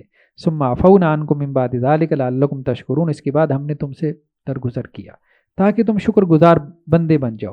وَإِذَا آتَيْنَا مُوسَى الْكِتَابَ وَالْفُرْقَانَ لَعَلَّكُمْ تَهْتَدُونَ، اور یاد کرو جب ہم نے موسیٰ علیہ السلام کو کتاب دی یعنی تورات، اور حق اور باطل میں فرق کرنے والے معجزات دیے تاکہ تم ہدایت پاؤ.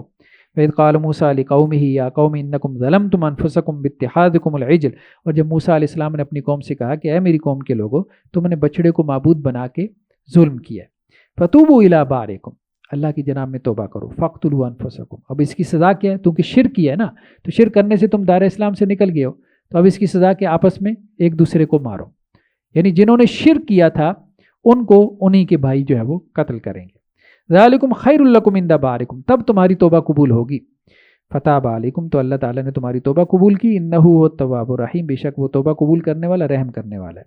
وَإِذْ قُلْتُمْ يَا مُوسَىٰ لَن نُّؤْمِنَ لَكَ حَتَّىٰ نَرَى اللَّهَ جَهْرَةً، اور جب تم نے کہا کہ اے موسیٰ ہم آپ کی بات ہرگز نہیں مانیں گے جب تک اللہ کو سامنے نہ دیکھ لیں، اللہ تعالیٰ ہمیں دکھا دیں.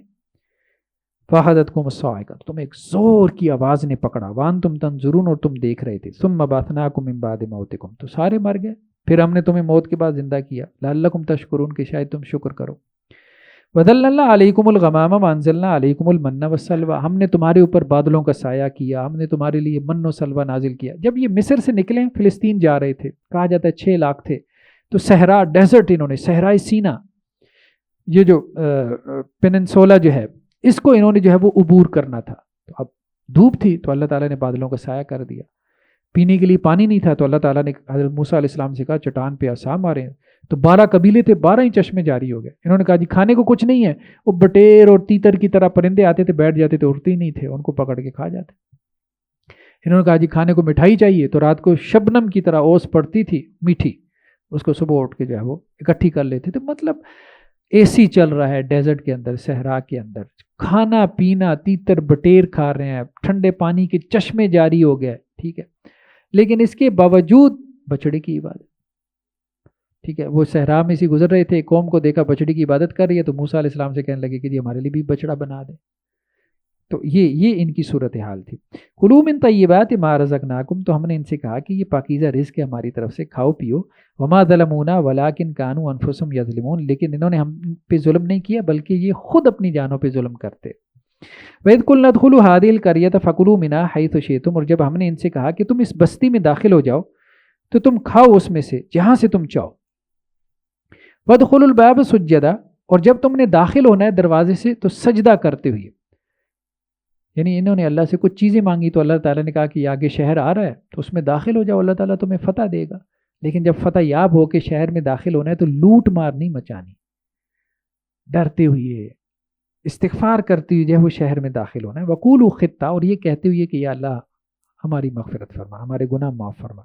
نغفر لکم خطایاکم، ہم تمہارے گناہ معاف کر دیں گے. وسنزید المحسنین، جو نیکی کرنے والے ان کو اور بھی دیں گے. فبدل الذین ظلموا قولا غیر الذی قیل لهم، لیکن جو ظالم تھے انہوں نے اس قول کو ہی بدل ڈالا جو ان سے کہا گیا تھا. فانزلنا علی الذین ظلموا رجزا من السماء بما كانوا یفسقون، تو ان کے اوپر ہم نے پھر آسمان سے بدترین عذاب نازل کیا اس لیے کہ وہ اللہ کے نافرمان تھے. وَإِذِ اسْتَسْقَىٰ مُوسَىٰ لِقَوْمِهِ فَقُلْنَا اضْرِب بِّعَصَاكَ الْحَجَرَ، جب موسیٰ علیہ السلام نے اپنی قوم کے لیے پانی مانگا تو ہم نے کہا آپ عصا اپنے پتھر کے اوپر مارے. فانفجرت من اثنتا عشرۃ عینا، تو پتھر سے 12 چشمے جاری ہو گئے. قد علم کل اناس مشربہم، 12 قبیلے تھے، ہر ایک نے اپنا اپنا چشمہ دیکھ لیا، اپنا اپنا گھاٹ پہچان لیا. کلوا واشربوا من رزق اللہ، اللہ کا رزق کھاؤ پیو. ولا تعثوا فی الارض مفسدین، زمین میں فساد برپا نہ کرو. سب کچھ اللہ نے دے دیا، کھانا پینا بنیادی ضرورتیں ساری اللہ نے پوری کر دی ہیں. اب اس کے بعد کیا ہے؟ وَإِذْ قُلْتُمْ يَا مُوسَىٰ لَن نَّصْبِرَ عَلَىٰ طَعَامٍ وَاحِدٍ، اور جب تم نے کہا کہ اے موسیٰ ایک کھانا کھا کھا کے اکتا گئے ہیں، یہ تیتر بٹیر گوشت باربیکیو، اب بس اب یہ گوشت اب زیادہ نہیں کھایا جاتا. فَادْعُ لَنَا رَبَّكَ يُخْرِجْ لَنَا مِمَّا تُنبِتُ الْأَرْضُ مِن بَقْلِهَا وَقِثَّائِهَا وَفُومِهَا وَعَدَسِهَا وَبَصَلِهَا، اپنے رب سے دعا کرے نا کوئی ہمیں کوئی مسور کی دال مل جائے، کوئی سبزی، کوئی ککڑی، کوئی تر کھیرے وغیرہ، کوئی گندم، کوئی یہ چیزیں ہمیں ملے نا. قال تستبدلون الذی هو ادنی بالذی هو خیر، تو حضرت موسیٰ علیہ السلام نے کہا بھئی گوشت چھوڑ کے تم سبزیوں کے پیچھے جا رہے ہو. اہبطوا مصرا فإن لکم ما سألتم، چلو یہ بھی تمہاری خواہش پوری کی، یہ سامنے شہر ہے اس میں اتر جاؤ، جو تم نے سوال کیا یہ سبزیاں بھی تمہیں مل گئیں.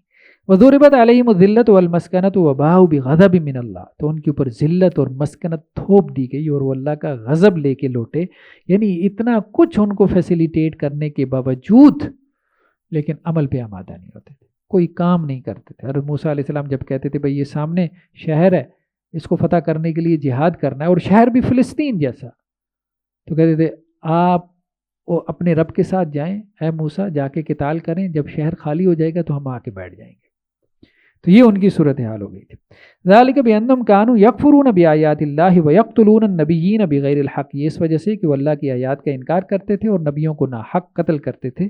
ذالک بما عصوا وکانوا یعتدون، یہ اس وجہ سے کہ وہ نافرمانی کرتے تھے۔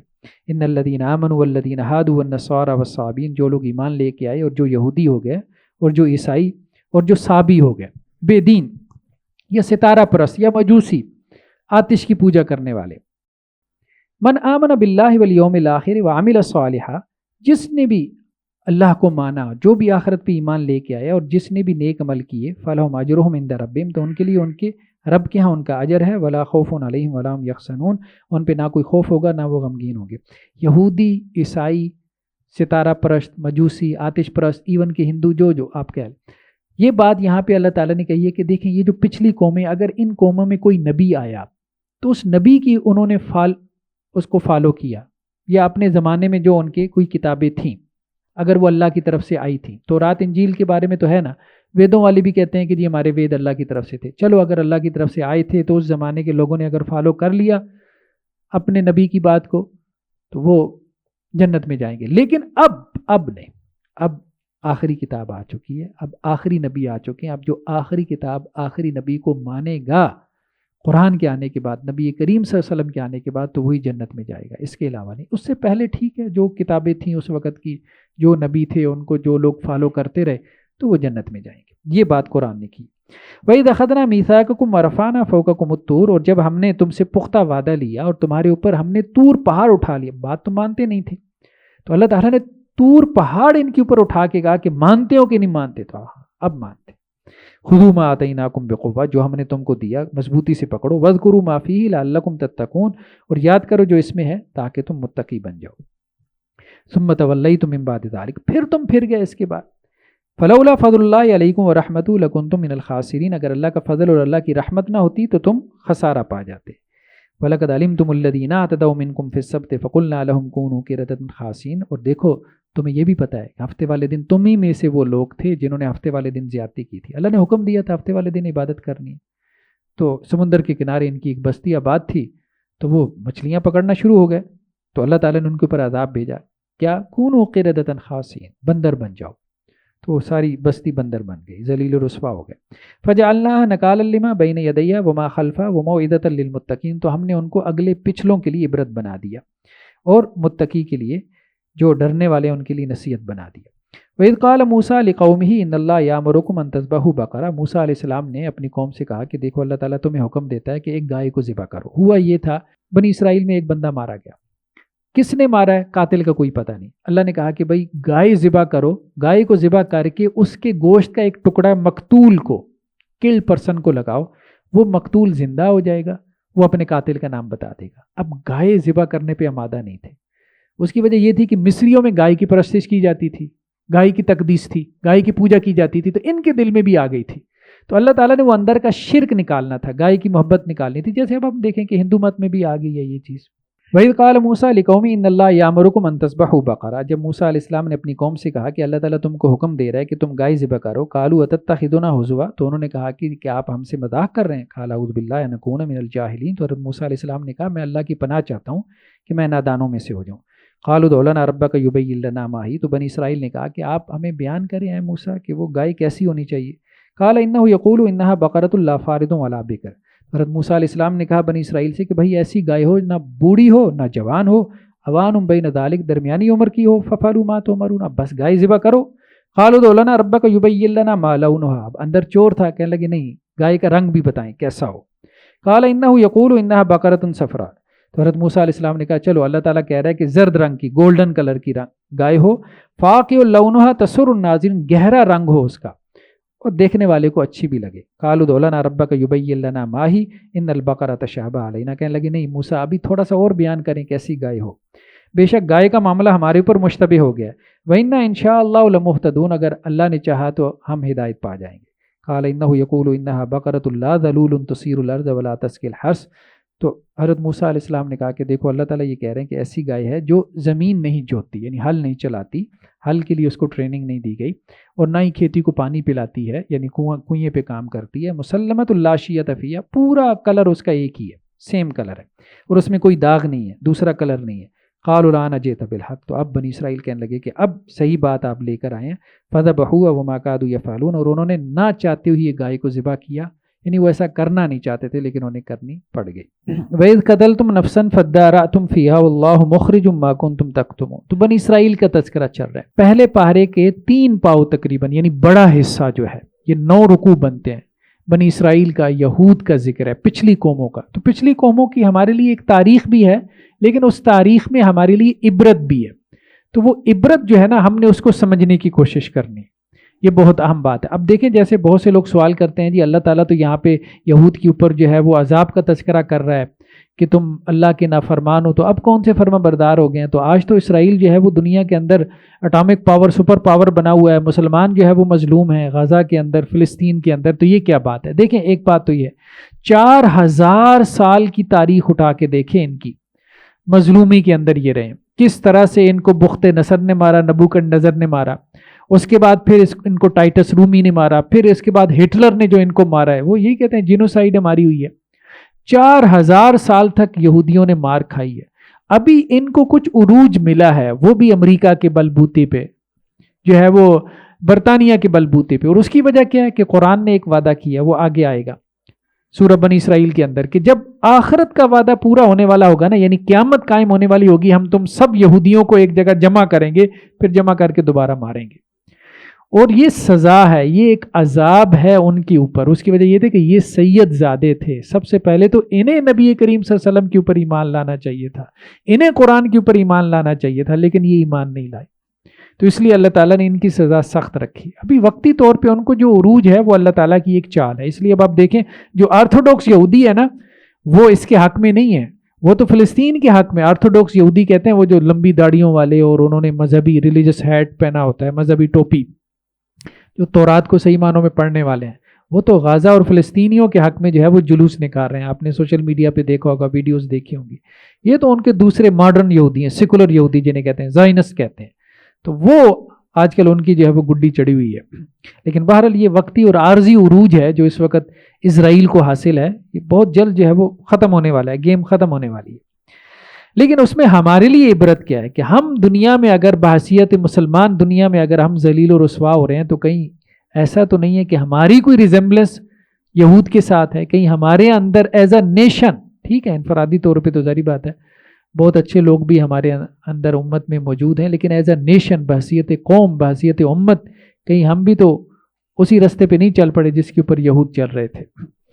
وَإِذْ قَتَلْتُمْ نَفْسًا فَادَّارَأْتُمْ فِيهَا، اور یاد کرو اے بنی اسرائیل، اے اولاد یعقوب، اے یہود کی جماعت، جب تم نے ایک جان کو قتل کیا اور تم جھگڑا کرنے لگ گئے کہ قاتل کون ہے.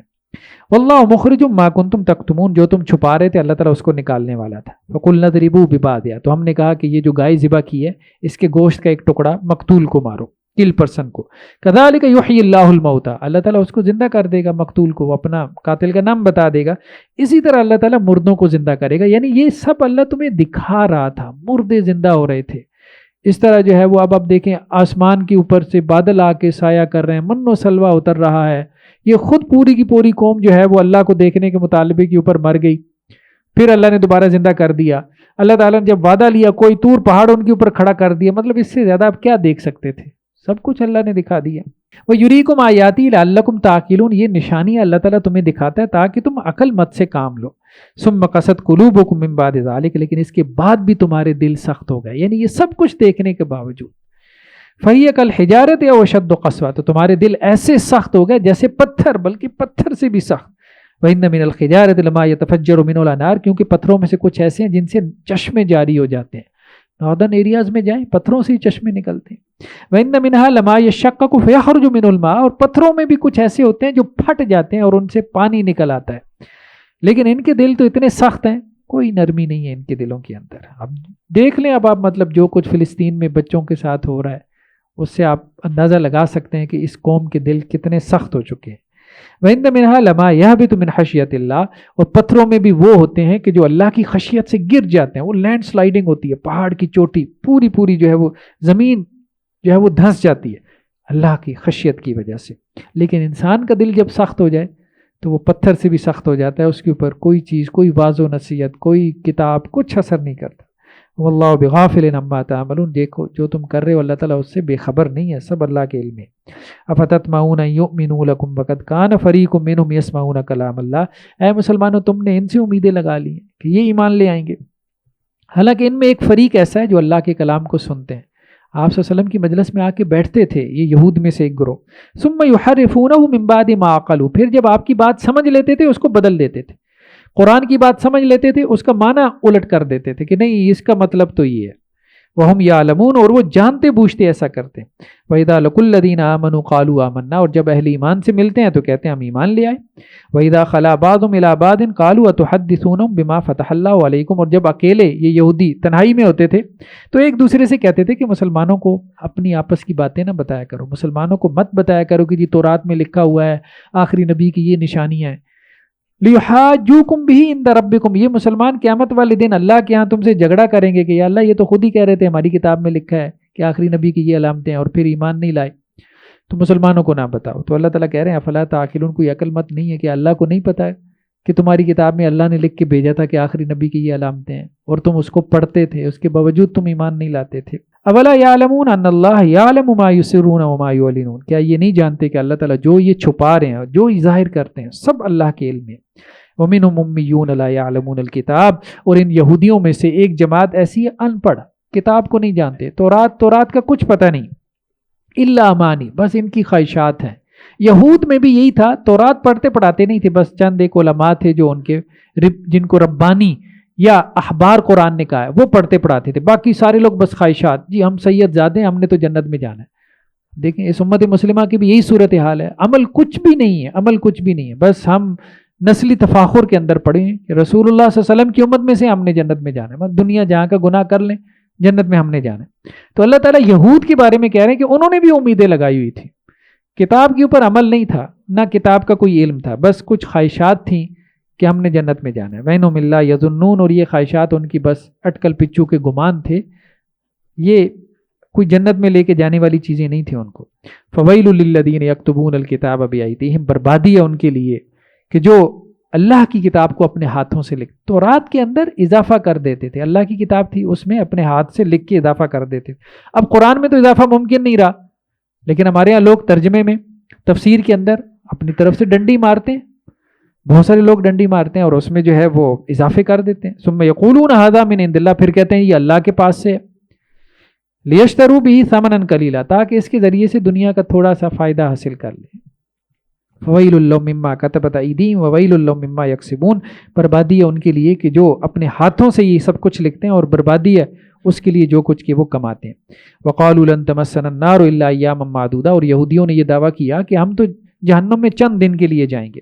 قل اتخذتم عند اللہ عہدا، آپ ان سے کہیں کہ کیا تم نے اللہ سے وعدہ لے رکھا ہے؟ یہود اصل میں کہتے تھے کہ 40 دن ہم نے بچڑی کی پرستش کی، وہ ہمارا بڑا گناہ تھا، وہ ہم مانتے ہیں، 40 دن کے لیے جہنم میں جائیں گے، اس کے علاوہ نہیں، بس باقی سارے جنتی۔ تو ہمارے تو 40 دن کے لیے بھی جو ہے وہ کہتے ہیں ہم تو ایک دن بھی نہیں جائیں گے۔ قل اتخذتم عند اللہ عہدا، آپ ان سے کہہ دیں اللہ سے کوئی وعدہ لے رکھا ہے کہ تم سب نے جنت میں جانا ہے، فلن یخلف اللہ وعدہ، اور اللہ تعالیٰ اپنے وعدے کے خلاف نہیں کرے گا۔ ام تقولون علی اللہ ما لا تعلمون، یہ اللہ کے بارے میں ایسی باتیں کر رہے ہو جو تم جانتے نہیں۔ بھلا من کسب سیئہ وحاطت بہ خطیئہ، دیکھو جس نے کوئی بڑی برائی کمائی، یہ کانٹیکس میں کون سی برائی کی بات ہو رہی ہے؟ اللہ کی طرف ایسی باتوں کی نسبت کرنا جو اللہ نے نہیں کہی، یعنی اپنی طرف سے بدعات خرافات ان کو دین بنا دینا۔ یہود نے یہی کام شروع کر رکھا تھا۔ فرمایا کہ اگر ایسی کوئی بڑی برائی اس نے کمائی اور اس کی زندگی اسی برائی کے گرد گھومتی رہی، اس کے گناہ نے اس کا احاطہ کیے رکھا، فاولئک اصحاب النار هم فیہا خالدون، تو یہی لوگ آگ والے ہیں، اس میں ہمیشہ ہمیشہ رہیں گے۔ والذین آمنوا وعملوا الصالحات، ہاں جو لوگ ایمان والے ہیں، نیک عمل کرنے والے ہیں، اولئک اصحاب الجنت هم فیہا خالدون، یہ جنت میں جائیں گے اور یہ جنتوں میں ہمیشہ ہمیشہ رہیں گے۔ وَإِذْ أَخَذْنَا مِيثَاقَ بَنِي إِسْرَائِيلَ لَا تَعْبُدُونَ إِلَّا اللَّهَ، ہم نے یہود سے وعدہ لیا تھا کیا؟ اللہ کے علاوہ کسی کی عبادت نہیں کرنی. یہی وعدہ ہم سے بھی لیا گیا, اللہ کے علاوہ کسی کی عبادت نہیں کرنی, اللہ کے ساتھ شرک نہیں کرنا. وبالوالدین احسانا, اور یہود سے ہم نے یہ بھی وعدہ لیا والدین کے ساتھ حسن سلوک کرنا. وذی القربى, رشتہ داروں کے ساتھ حسن سلوک کرنا. والیتامی والمساکین, یتیموں مسکینوں کے ساتھ اچھا سلوک کرنا. وقولوا للناس حسنا, اور لوگوں سے اچھی بات بھلی بات کرنا, لوگوں کے ساتھ خوش اخلاقی سے پیش آنا. واقیموا الصلاۃ وآتوا الزکاۃ, نماز قائم کرنا, زکوٰۃ ادا کرنا, یہی حکم سارے ہمیں بھی دیے گئے ہیں. ثم تولیتم الا قلیلا منکم وانتم معرضون. اب اللہ تعالیٰ نے یہود سے کہا کہ بھئی دیکھو یہ تو میرے احکامات تھے, نماز پڑھنی, زکوٰۃ دینی ہے, اچھے اخلاق سے ملنا ہے, والدین کے ساتھ رشتہ داروں کے ساتھ حسن سلوک کرنا ہے, شرک نہیں کرنا, یہ میرے احکامات تھے, لیکن اکثر لوگوں نے عمل نہیں کیا, پھر گئے منہ موڑ لیا. وَإِذْ أَخَذْنَا مِيثَاقَكُمْ لَا تَسْفِكُونَ دِمَاءَكُمْ, پھر ہم نے تم سے وعدہ لیا. کیا وعدہ لیا؟ خون نہیں بہاؤ گے ایک دوسرے کا, قتل و غارت نہیں کرو گے. وَلَا تُخْرِجُونَ أَنفُسَكُم مِّن دِيَارِكُمْ, اور اپنے لوگوں کو, اپنے بھائیوں کو ان کے گھروں سے نہیں نکالو گے. وہی قبضہ گروپ, کسی کے پلاٹ کے اوپر قبضہ کر لیا, کسی کے گھر کے اوپر قبضہ کر لیا. اب وہی ساری برائیاں جو پچھلی قوموں میں تھیں اس امت میں بھی. ثم اقررتم وانتم تشهدون, پھر تم نے اقرار کیا اور تم نے گواہی بھی دی کہ یا اللہ ہم اپنے بھائی کو ماریں گے نہیں, اس کے گھر پہ, اس کے پلاٹ پہ, اس کی زمین پہ قبضہ نہیں کریں گے. ثم انتم هؤلاء تقتلون انفسکم, پھر تم وہی ہو وعدہ کرنے کے بعد تم اپنے آپ کو, اپنے بھائیوں کو قتل کرتے ہو. وتخرجون فریقا منکم من دیارہم, اور اپنے بھائیوں کو ان کے گھروں سے نکال کے اس پہ قبضہ کر لیتے ہو. تظاہرون علیہم بالاثم والعدوان, یہ سب کام تم گناہ کما کے کرتے ہو, ظلم اور زیادتی کر کے کرتے ہو. وَإِن اسارا تفادوہم, اور جب وہ تمہارے بھائی قیدی بن کے تمہارے پاس آ جاتے ہیں تو ان کا فدیہ دے کے ان کو چھڑا بھی لیتے ہو. یعنی ایک طرف تو یہ ہے کہ دوسری کی زمین پہ قبضہ کر لیا, اب اس کے بعد قیدی کو چھڑانے کا اللہ نے حکم دیا ہے, ٹھیک ہے, ٹھیک ہے, اب اس کو رہا کرنے کے لیے خرچ بھی کریں. ہمارے ہاں بھی یہی ہوتا ہے نا, ہمارے یہاں بھی لوگ یہی کر رہے ہیں, دوسرے کی زمینوں پہ قبضہ کریں, آپ سوسائٹی بنائیں, پھر اس کے بعد جو ہے وہ ایک مسجد بنوا دیں. لوگوں نے اب یہی کام شروع کر رکھا ہے نا بھائی, دوسرے کے اوپر ظلم اور زیادتی کریں, اس کے بعد سال کے آخر میں حاجی صاحب ایک عمرہ کر کے آ جائیں, سارے گناہ معاف. اس طرح سے تو نہیں ہوتا نا. اگر آپ نے کسی مسلمان کے ساتھ ظلم زیادتی کی ہے, اس کا حق آپ نے مارا ہوا ہے, جب تک آپ اس کا حق نہیں دیں گے یا آپ کی نیکیاں تو آپ کو نہیں بچا سکتے. یہی کام یہود کر رہے تھے, بالکل ان کی عادت یہی تھی.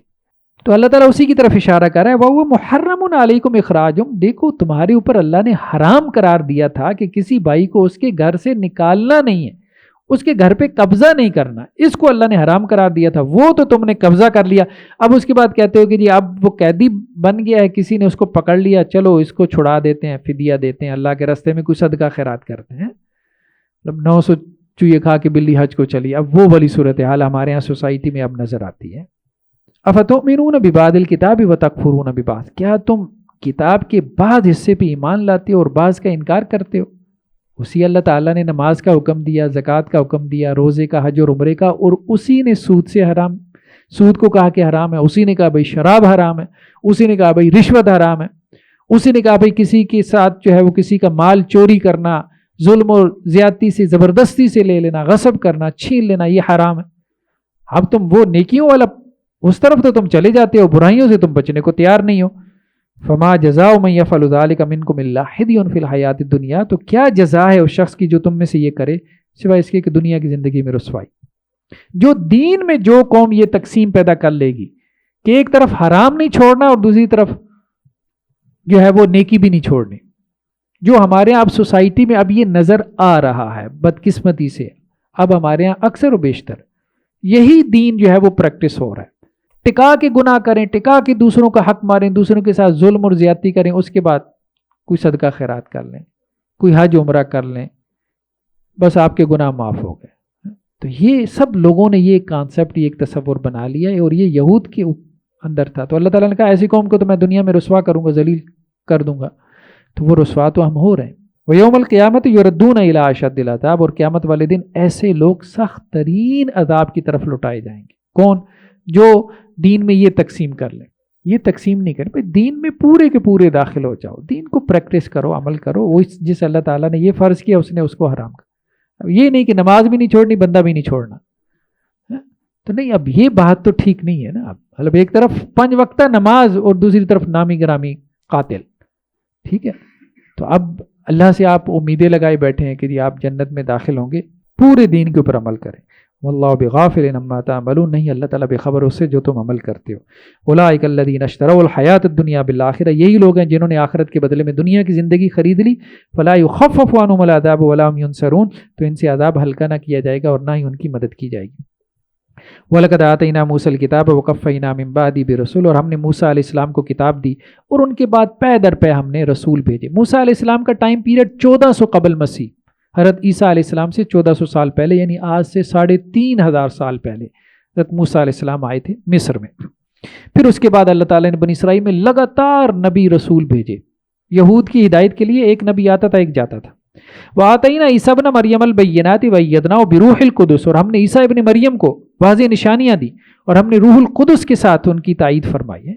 حضرت عیسیٰ علیہ السلام کے معجزات دیکھیں، کم بِإِذْنِ اللَّهِ، وہ کہتے تھے قبر سے مردہ کھڑا ہو جاتا تھا، اس کو دیکھ کے بھی جو ایمان نہیں لائے مجھے بتائیں اس سے بڑے بدبخت کون ہو. کوڑی کو ہاتھ پھیرتے تھے، جس کو برس کا مرض ہوتا تھا وہ اسی لمحے میں ٹھیک ہو جایا کرتا تھا. پرندہ جو ہے مٹی سے اس کی مورت بنا کے پھونک مارتے تھے، وہ ہوا میں اڑنا شروع ہو جاتا تھا.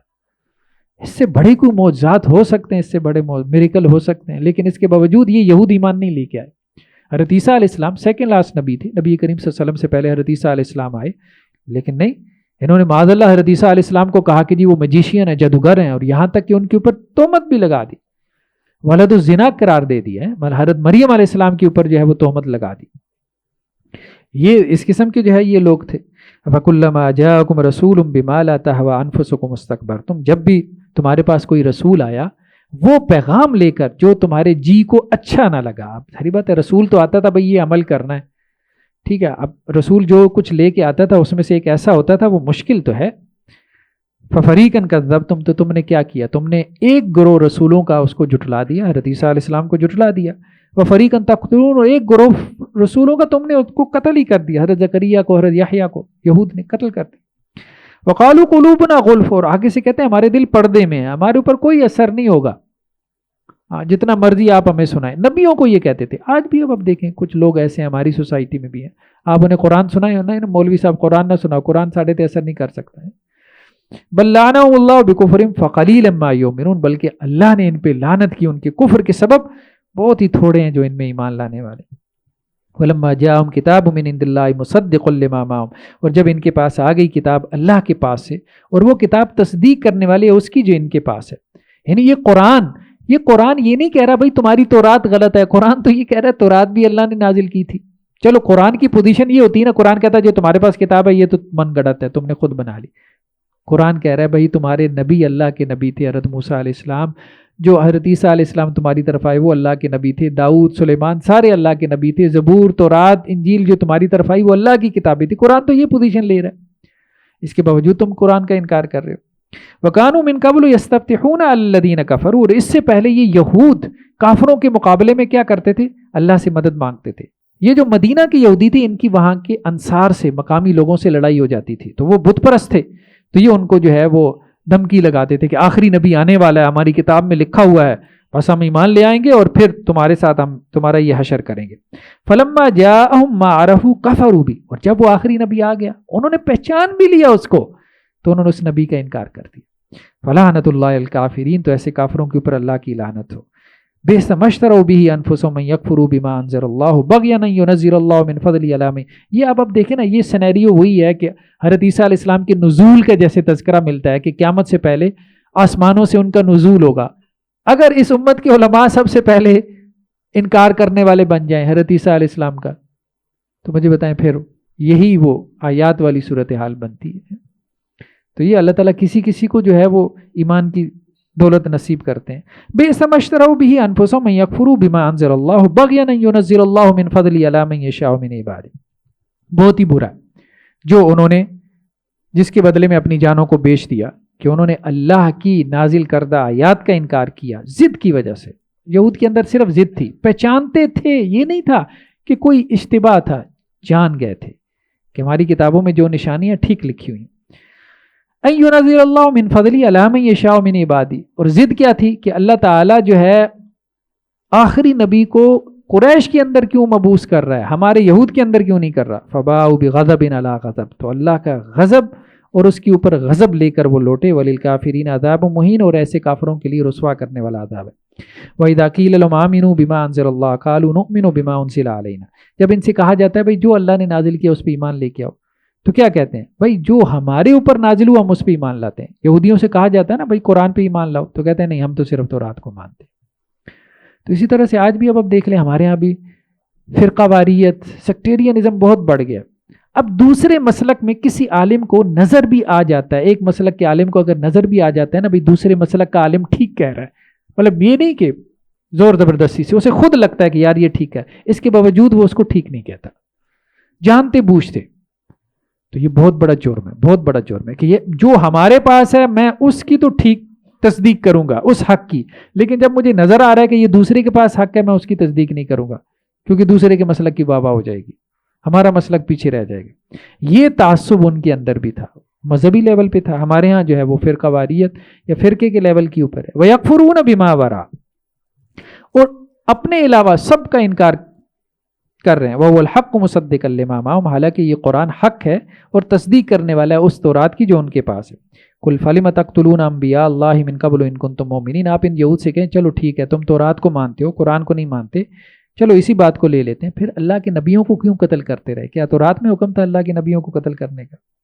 وَلَقَدْ جَاءَكُم مُوسَىٰ بِالْبَيِّنَاتِ ثُمَّ اتَّخَذْتُمُ الْعِجْلَ مِن بَعْدِهِ وَأَنْتُمْ ظَالِمُونَ. موسیٰ علیہ السلام تمہارے پاس آئے، چلو موسیٰ کو تو مانتے ہو نا، وہ آئے واضح دلائل لے کے، لیکن موسیٰ علیہ السلام کے آنے کے بعد بھی تم نے بچڑے کی پوجا کی اور تم ظالم بن گئے. وَإِذْ أَخَذْنَا مِيثَاقَكُمْ وَرَفَعْنَا فَوْقَكُمُ الطُّورَ، اور یاد کرو جب ہم نے تمہارے اوپر طور پہاڑ کو اٹھایا. خُذُوا مَا آتَيْنَاكُمْ بِقُوَّةٍ وَاسْمَعُوا، اور ہم نے تمہیں کہا کہ پکڑو اس کو مضبوطی سے اور سنو، یعنی اس طرح سے تو ہم نے تم سے شریعت پہ عمل کروایا کہ طور پہاڑ اٹھا اٹھا کے ہم تم سے جو ہے وہ وعدے لیتے تھے، 4 دن تم کو چلاتے تھے، پھر 4 دن بعد تم رک جاتے تھے. قَالُوا سَمِعْنَا وَعَصَيْنَا، تو تم کیا کہتے تھے؟ ہم نے سنا اور پھر اس کے بعد نافرمانی کی. وَشْرِبُوا فِي قُلُوبِهِمُ الْعِجْلَ بِكُفْرِهِمْ، اور ان کے دلوں میں بچڑے کی محبت پلا دی گئی ان کے کفر کے سبب. قُلْ بِئْسَ مَا يَأْمُرُكُمْ بِهِ إِيمَانُكُمْ إِن كُنتُم مُؤْمِنِينَ، آپ ان سے کہہ دیں کہ بہت ہی برا ہے جس کا تمہارا ایمان تمہیں حکم دے رہا ہے اگر تم مومن ہو. مطلب اگر ایسا ایمان ہے جو یہ کہتا ہے کہ جی بچڑے کی پوجا کرو، جو یہ کہتا ہے کہ جی آخری نبی کا انکار کر دو، جو یہ کہتا ہے کہ جی نبیوں کو قتل کرو، تو بہت ہی برا ایمان ہے، پھر یہ تو کوئی اچھا ایمان نہ ہوا. قُلْ إِن كَانَتْ لَكُمُ الدَّارُ الْآخِرَةُ عِندَ اللَّهِ خَالِصَةً مِّن دُونِ النَّاسِ فَتَمَنَّوُا الْمَوْتَ إِن كُنتُمْ صَادِقِينَ، آپ ان سے کہہ دیں اگر تمہارے لیے اللہ کے پاس کوئی خالص گھر ہے لوگوں کے علاوہ، یعنی تمہیں یہ لگتا ہے کہ اللہ نے کوئی خاص جنت تمہارے لیے تیار کر رکھی ہے آخرت میں، پھر موت کی تمنا کرو، دنیا سے تو بہتر ہے نا، پھر موت کی خواہش کرو اگر تم سچے ہو. وَلَن يَتَمَنَّوْهُ أَبَدًا، موت کی کبھی بھی خواہش نہیں کریں گے. بما قدمت ایدیہم، کیونکہ ان کو پتہ ہے کہ انہوں نے آگے کیا بھیجا. واللہ علیم بالظالمین، اور اللہ تعالیٰ ظالموں کو جانتا ہے. وَلَتَجِدَنَّهُمْ أَحْرَصَ النَّاسِ عَلَىٰ حَيَاةٍ وَمِنَ الَّذِينَ أَشْرَكُوا، اے نبی صلی اللہ علیہ وسلم آپ لازماً پائیں گے ان یہودیوں کو کہ یہ دنیا کی زندگی کے بارے میں بہت حریص، بہت لالچی ہیں، بلکہ مشرکوں سے بھی زیادہ. یعنی ہندو کے اندر یا کسی مشرک کے اندر آپ کو دنیا کی وہ محبت نظر نہیں آئے گی جو یہودیوں میں آئے گی. یود احدہم لو یعمر الف سنہ، ان میں سے ہر ایک کی یہ خواہش ہے کہ اسے 1000 سال کی عمر مل جائے. وما هو بمزحزح من العذاب ان یعمر، اگر 1000 سال کی عمر بھی مل جائے تو کیا اللہ کے عذاب سے بچ جائے گا؟ نہیں. اللہ بصیر بما یعملون، جو یہ عمل کر رہے ہیں اللہ تعالیٰ اس کو دیکھ رہا ہے. قل من کان عدوا لجبریل فانہ نزلہ علی قلبک باذن اللہ، آپ ان سے کہہ دیں کہ جو جبریل کا دشمن ہے، تو جبریل نے تو آپ کے دل کے اوپر قرآن مجید کو نازل کیا اللہ کے حکم سے. یہ اصل میں یہود یہ کہتے تھے کہ جی جبریل ہمارے دشمن ہے، ہم آپ پہ ایمان اس لیے نہیں لے کے آ رہے کیونکہ جبریل آپ کے اوپر قرآن لے کے آئے ہیں، اور جبریل ہمارے دشمن ہے کیونکہ جبریل ہمارے اوپر عذاب لے کے آتے رہے. ظاہر بات ہے جیسے ان کے کرتوت تھے تو اللہ تعالیٰ جو ہے وہ ان کے اوپر حضرت جبریل علیہ السلام کے ذریعے سے عذاب بھیجتے رہے، تو انہوں نے حضرت جبریل کو اپنا دشمن ڈکلیئر کر لیا اور یہ موقف اختیار کیا کہ جی جبریل علیہ السلام چونکہ یہ قرآن لے کے آئے ہیں وہ ہمارے دشمن ہیں تو ہم ایمان نہیں لائیں گے. اس پہ پھر اللہ تعالیٰ نے کہا کہ جو جبریل علیہ السلام کو دشمن بنا رہا ہے تو جبریل وہ تو قرآن لے کے نازل ہونے والے ہیں، اور یہ قرآن مصدق لما بین یدیہ، تصدیق کرنے والا ہے اس کتاب کی جو اس سے پہلے یعنی تورات کی. وَهُدًى وَبُشْرَىٰ لِلْمُؤْمِنِينَ، اور یہ ہدایت ہے اور خوشخبری ہے اہل ایمان کے لیے. من کان عدوا للہ وملائکتہ ورسلہ وجبریل ومیکال فإن اللہ عدو للکافرین، جو کوئی دشمن ہو اللہ کا، فرشتوں کا، رسولوں کا، جبریل کا، میکائیل کا، تو بے شک اللہ تعالیٰ ایسے کافروں کا دشمن ہے. وَلَقَدْ أَنزَلْنَا إِلَيْكَ آيَاتٍ بَيِّنَاتٍ وَمَا يَكْفُرُ بِهَا إِلَّا الْفَاسِقُونَ، ہم نے آپ کی طرف واضح آیات نازل کر دیں، بہت واضح سری آیات، ان کا معنی بالکل واضح ہے. اب ان آیات کا کون انکار کرے گا؟ وہی جو فاسق و فاجر ہے. اب وَكُلَّمَا عَاهَدُوا عَهْدًا نَبَذَهُ فَرِيقٌ مِّنْهُمْ، جب بھی انہوں نے کوئی اللہ سے وعدہ کیا تو ان میں سے ایک گروہ نے وہ وعدہ اٹھا کے پھینک دیا. بل اکثرهم لا یؤمنون، ان کی اکثریت دل سے ایمان نہیں لاتی. ولما جاءہم رسول من عند اللہ، اور جب ان کے پاس اللہ کی طرف سے رسول آ گیا، یہ وہی یہود کی بات ہو رہی ہے کیونکہ مدینہ کے اندر یہود تھے میجورٹی میں اور مکہ کے اندر مشرک تھے. تو اب چونکہ یہ مدنی صورت ہے نا، قرآن دو قسم کا ہے، ایک مکی قرآن ہے تو مکی قرآن اس میں مشرکین سے خطاب ہے، وہاں شرک سب سے زیادہ زیر بحث آتا ہے. اب مدینہ میں جو قرآن نازل ہوا تو مدینہ میں جو یہودی تھے تو اس لیے زیادہ خطاب ہمیں یہود سے نظر آتا ہے یا عیسائی ان سے خطاب نظر آتا ہے. اور جب ان کے پاس آ گیا اللہ کی طرف سے رسول مصدق لما معہم، اور وہ رسول تصدیق کرنے والے ہیں اس کتاب کی جو ان کے پاس ہے، نبذ فریق من الذین اوتوا الکتاب، تو ان میں سے ایک گروہ نے اللہ کی کتاب کو پھینک دیا. کتاب اللہ وراء ظہورہم، اللہ کی کتاب اپنی پشت کے پیچھے پھینک دی. کانہم لا یعلمون، گویا کہ وہ اسے جانتے ہی نہیں. واتبعوا ما تتلو الشیاطین علی ملک سلیمان، اللہ کی کتاب کو چھوڑ کے اب پیروی کس کی؟ اس جادو ٹونے کی کہ جس کے پیچھے شیطان چلتے تھے. حضرت سلیمان علیہ السلام کی بادشاہت، جب حضرت سلیمان علیہ السلام دنیا سے چلے گئے تو اب یہودیوں نے کیا کیا، انہوں نے کہا کہ حضرت سلیمان علیہ السلام کے وہ جو معجزات تھے نا وہ بیسیکلی جادو تھا، تو جادو ٹونا سیکھنا شروع کر دیا انہوں نے، تو جادو کے اندر بہت آگے تک چلے گئے. تو اب کتاب اللہ کو چھوڑیں گے تو کس کے پیچھے جائیں گے؟ جادو ٹونے کے پیچھے.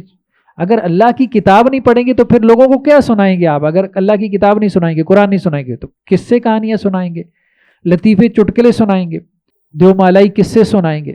وہی سوسائٹی کے اندر ہو رہا ہے. جب سے اللہ کی کتاب کو چھوڑا ہے تو اب گلی گلی محلے محلے میں اب آپ دیکھیں، مطلب عامل بابا اور اس کے اشتہار چل رہے ہیں.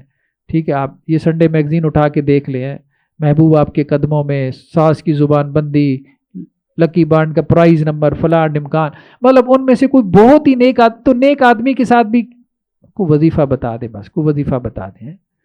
ٹھیک ہے، تو اب یہ صورتحال ہے. اور وظیفہ بھی ایسا چاہیے کہ جس سے دوسرے کا کاروبار تباہ ہو، میرا چلے نہ چلے دوسرے کا تباہ ہو جائے بس. وما کفر سلیمان ولکن الشیاطین کفروا، حضرت سلیمان علیہ السلام نے کفر نہیں کیا، وہ جادوگر نہیں تھے معاذ اللہ، جادو تو کفر ہے. یہ تو شیاطین نے کفر کیا. یعلمون الناس السحر، یہ شیاطین جو ہے وہ جادو سکھاتے تھے یہودیوں کو. یہ جنات سے انہوں نے جادو سیکھا. ایک تو جنات سے سیکھا، دوسرا اللہ نے ان کی آزمائش کے لیے دو فرشتے بھی اتارے، ہاروت اور ماروت. ہاں، جو فرشتے تھے وہ ان کو کہتے تھے بھئی اللہ نے ہمیں اتارا ہے، ہمیں اللہ نے جادو کا علم دے کے بھیجا ہے، لیکن اللہ تعالیٰ نے کہا جو اس کو سیکھے گا وہ کافر ہو جائے گا. اب بتاؤ سیکھنا ہے کہ نہیں ہوگا؟ ہاں سیکھنا ہے. اب پتہ ہے، لوگوں کو پتہ ہے، یہ فیملیز میں خاص طور پہ عورتوں میں بہت مسائل ہوتے ہیں، ان کو بتا بھی دے بھائی یہ تعویذ گنڈا یہ کفر ہے، کفریہ کام کرنا پڑے گا. لیکن حسد اتنا ہوتا ہے کہ میں نے اپنی اس کو جو ہے نا، وہ جو فیمیل اس کی رشتہ دار ہوتی ہے اس کو میں نے گرانا ہے. ٹھیک ہے، اس کو میں نے کسی طرح سے سیدھا کرنا ہے. اس کی بچیوں کی شادی ہو گئی، میری گھر میں بیٹھی ہیں، اس کے بچے پڑھ گئے، میرے پڑھ نہیں سکے. اب وہ حسد میں جب جلتی ہے مرتی ہے نا، تو پھر وہ جاننے کے باوجود کفر ہے وہ اس طرف چلی جاتی ہے. اور یہ ہمارے یہاں سوسائٹی میں بہت عام ہے، جادو ٹونا، تعویذ گنڈا، اور شیطان نے اس کے اندر لگایا ہوا ہے. ہر دوسرے گھر کی کہانی ہے. وما انزل علی الملکین ببابل ہاروت و ماروت، اور بابل شہر کے اندر، یہ بیبولونین سویلائزیشن تھی عراق کے اندر، تو وہاں ہاروت اور ماروت دو فرشتوں کو اللہ نے نازل کیا. وما یعلمان من احد حتی یقولا انما نحن فتنۃ فلا تکفر، تو جب بھی وہ فرشتے کسی کو جادو ٹونا سکھاتے تھے تو کہتے تھے بھائی یہ کفر ہے، اب بتاؤ سیکھنا ہے؟ اگر ہاں سیکھنا ہے، ٹھیک ہے سکھا دو. فَيَتَعَلَّمُونَ مِنْهُمَا مَا يُفَرِّقُونَ بِهِ بَيْنَ الْمَرْءِ وَزَوْجِهِ، تو وہ سیکھتے تھے. کیا سیکھتے تھے؟ جس کے ذریعے سے میاں بیوی کے درمیان جدائی ڈلوا دیں. گھر توڑنا اب بھی یہی ہو رہا ہے. تعویذ گنڈے کا اصل مقصد کیا ہوتا ہے؟ گھر توڑا، ڈائیورس، طلاق کروا دیں بس. وَمَا هُمْ بِضَارِّينَ بِهِ مِنْ أَحَدٍ إِلَّا بِإِذْنِ اللَّهِ، اور نہیں وہ نقصان پہنچا سکتے تھے اس جادو ٹونے کے ذریعے کسی ایک کو مگر اللہ کے حکم سے. جادو ٹونا بھی ایسے نہیں اثر کرتا، ایسے اثر کرے تو مجھے بتائیں سب کے اوپر ہی ہونا شروع ہو جائے. وہ اللہ کی طرف سے جب اجازت ہوتی کہ اللہ نے اپنے اس بندے پہ آزمائش ڈالنی ہے تو وہ آزمائش بن جاتا ہے. جب اللہ کی اجازت نہیں ہوتی وہ کوئی جادو ٹونا اثر نہیں کرتا. وَيَتَعَلَّمُونَ مَا يَضُرُّهُمْ وَلَا يَنفَعُهُمْ، اور وہ سیکھتے تھے جو ان کے لیے نقصان دہ ہوتا تھا، جو ان کے لیے فائدے مند نہیں تھا. وَلَقَدْ عَلِمُوا لَمَنِ اشْتَرَاهُ مَا لَهُ فِي الْآخِرَةِ مِنْ خَلَاقٍ، اور انہوں نے جان لیا تھا کہ جس نے یہ جادو ٹونا تعویذ گنڈا سیکھا اس کے لیے آخرت میں کوئی حصہ نہیں، جس نے یہ کیا اس کے لیے آخرت میں کوئی حصہ نہیں۔ وَلَبِئْسَ مَا شَرَوْا بِهِ أَنفُسَهُمْ لَوْ كَانُوا يَعْلَمُونَ، بہت ہی برا ہے جس کے بدلے میں انہوں نے اپنی جانوں کو بیچ دیا، کاش کہ وہ جانتے۔ وَلَوْ أَنَّهُمْ آمَنُوا وَاتَّقَوْا، اگر وہ ایمان لاتے، تقویٰ کی زندگی اختیار کرتے، لَمَثُوبَةٌ مِّنْ عِندِ اللَّهِ خَيْرٌ، آخرت میں جو ان کو اجر ملنا تھا، جو ان کے درجات بلند ہونے تھے، وہ بہت بہتر تھا اس سے، جو دنیا میں وہ مقابلہ بازی کرنا شروع ہو گئے۔ لَوْ كَانُوا يَعْلَمُونَ، کاش کہ وہ سمجھتے۔ تو یہود کے اندر یہ سارا کچھ ہوا، لیکن کیا امت مسلمہ میں بھی یہ ساری عادات بد نظر آ رہی ہیں؟ نظر آ رہی ہے۔ ٹھیک ہے، کتنی وال چاکنگ ہوتی ہے، عامل بابا، بنگالی بابا، فلاں، یہ وہ یا ایھا الذین آمنوا لا تقولوا رائنا وقولوا انظرنا واسمعوا، اہل ایمان رائنا مت کہو۔ اب یہ بھی یہود کی ایک سازش تھی، آپ صلی اللہ علیہ وسلم کی مجلس میں آ کے بیٹھتے تھے کہ جی ہم تو اچھی باتیں سننے کے لیے آئے ہیں، تو آپ کسی کو روک تو نہیں سکتے، نہ آپ صلی اللہ علیہ وسلم روکتے تھے۔ تو اب وہ آ کے شرارت کرتے تھے کہ ہمیں یہ بات جو ہے نا سنائی نہیں دی، تو کہتے تھے رائنا۔ رائنا کا مطلب ہوتا ہے عربی میں ہماری طرف توجہ کریں، بات دہرائیں، ذرا دوبارہ ریپیٹ کیجئے، لیکن وہ اس کو کھینچ کے پڑھتے تھے، اس لفظ کو رائنا، اس کا معنی الٹ بن جاتا تھا ہمارے چرواہے۔ جب انہیں کہا جاتا تھا کہ بھئی یہ تم نے کیا کہا ہے، تو وہ کہتے تھے نہیں ہم نے یہ نہیں، ہم نے یہ کہا تھا۔ تو قرآن نے کہا کہ یہ لفظ استعمال کرنا ہی چھوڑ دو، اب آپ صلی اللہ علیہ وسلم کی مجلس میں جو بیٹھے گا وہ یہ لفظ نہیں کرے، اس کی جگہ کیا کہا، وقول انظرنا، یہ کہو کہ آپ ہماری طرف متوجہ ہو، نظر کرم کریں، واسمعوا، اور دیکھو پہلی غور سے سنا کرو، تاکہ تمہیں دوبارہ جو ہے وہ ایسا لفظ استعمال کرنے کی ضرورت ہی نہ پڑے۔ تو ذو معنی الفاظ سے بچو۔ وَلِلْكَافِرِينَ عَذَابٌ عَلِيمٌ، اور کافروں کے لیے دردناک عذاب ہے۔ مَا يَوَدُّ الَّذِينَ كَفَرُوا مِنْ أَهْلِ الْكِتَابِ وَلَا الْمُشْرِكِينَ، اور نہیں چاہتے وہ لوگ جنہوں نے کفر کیا اہل کتاب میں سے اور مشرک، أَن يُنَزَّلَ عَلَيْكُم مِّنْ خَيْرٍ مِّن رَبِّكُم، کہ تمہارے رب کی طرف سے تمہارے اوپر کوئی خیر نازل ہو۔ یعنی نہ تو مشرک یہ چاہتا ہے، نہ یہودی یہ چاہتا ہے کہ مسلمانوں کے ساتھ اللہ تعالیٰ کوئی بھلائی کرے۔ اب دیکھیں نا، ابھی بھی تعصب اس وقت پوری دنیا میں، یہ جتنے بھی مذاہب ہیں، دیکھ ایتھیسٹ ہو رہے ہیں، ہندو ہے ایتھیسٹ ہو رہا ہے، مطلب خدا کا انکار کر رہا ہے، ٹھیک ہے، مطلب جتنے بڑے بڑے مذاہب آپ دیکھ، لیکن اسلام کی طرف نہیں آئے گا۔ شروع سے ہی باعث نے تعصب ڈال دیا کہ مسلمان دشمن، یہ وہ ریالٹی حقیقت کی طرف نہیں آ رہا، بس یہ ہے کہ خدا کا ہی انکار کر دو، مطلب اپنے مذہب سے نکل رہا۔ بھائی مذہب سے نکل رہے ہو تو یہ بھی سوچ لو، ہو سکتا ہے یہ مذہب ٹھیک ہو، بالکل ہر چیز سے نکلی جا رہے ہو۔ تو وہ کیا ہے، وہ یہی ہے کہ وہ ایک تعصب شروع میں ہی، بچپن میں ہی ڈال دیا جاتا ہے، جس کے بارے میں تو سوچنا بھی نہیں۔ واللہ یختص برحمتہ من یشاء، دیکھو اللہ تعالیٰ اپنی رحمت جس کے لیے چاہتا ہے اس کو خاص کر لیتا ہے۔ واللہ ذو الفضل العظیم، اللہ تعالیٰ بڑے فضل والا ہے۔ ما ننسخ من آیت او ننسیہا، جب بھی ہم کوئی آیت منسوخ کرتے ہیں یا ہم وہ آیت بھلوا دیتے ہیں، ناتی بخیر منہا او مثلہا، تو اس کے بدلے میں ہم اس سے بہتر یا اس جیسی آیت لے آتے ہیں۔ یہود نے یہ بھی اعتراض کیا تھا کہ جی قرآن میں ایک حکم آتا ہے، بعد میں اللہ تعالیٰ کہتے ہیں بھئی یہ کینسل ہو گیا، اب نیا حکم آ گیا۔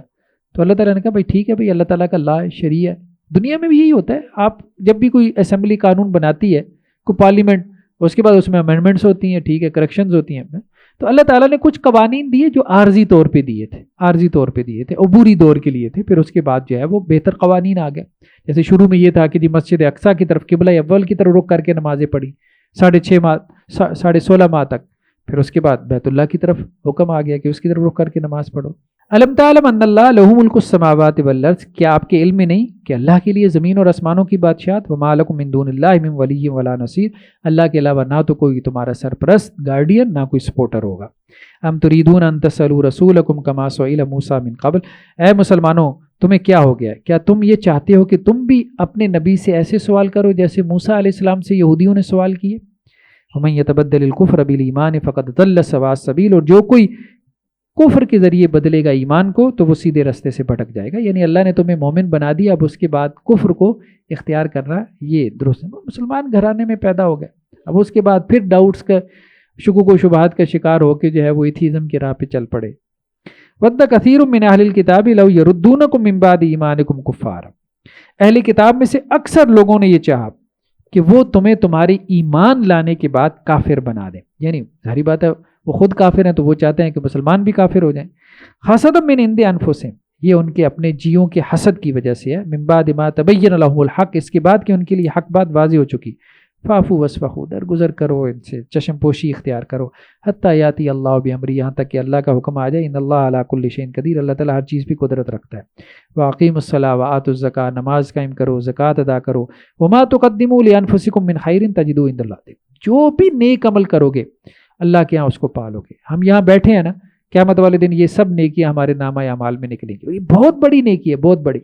مطلب 3 مرتبہ انشاءاللہ سے ہم رمضان کے اندر قرآن مجید کو مکمل پڑھنے کا شرف حاصل کریں گے. یہ 2 مرتبہ, 1 مرتبہ تو ہم ٹیکسٹ پڑھ رہے ہیں, دوسری مرتبہ قرآن مجید کا ترجمہ, تیسری مرتبہ تراویح میں. تھوڑی سا عادت تو نہیں ہے. قیامت والے دن تو ایک چھوٹی سی نیکی, آپ صلی اللہ علیہ وسلم فرمایا کھجور کی گٹھلی انسان کو جہنم سے بچا لے گی, کھجور کی گٹھلی. تو جو بھی تم نیک عمل کرو گے اللہ کے ہاں اس کو پاؤ گے, یعنی اپنے اعمال نامے میں دیکھو گے. بے شک اللہ سبحانہ و تعالیٰ ہر چیز پہ قدرت رکھنے والا ہے. وقالوا لن يدخل الجنت الا من كان هودا او نصارى, اور انہوں نے کہا, یعنی کس نے, یہود و نصارہ نے کیا کہا کہ ہرگز جنت میں داخل نہیں ہوگا مگر وہ جو یہودی ہو یا عیسائی.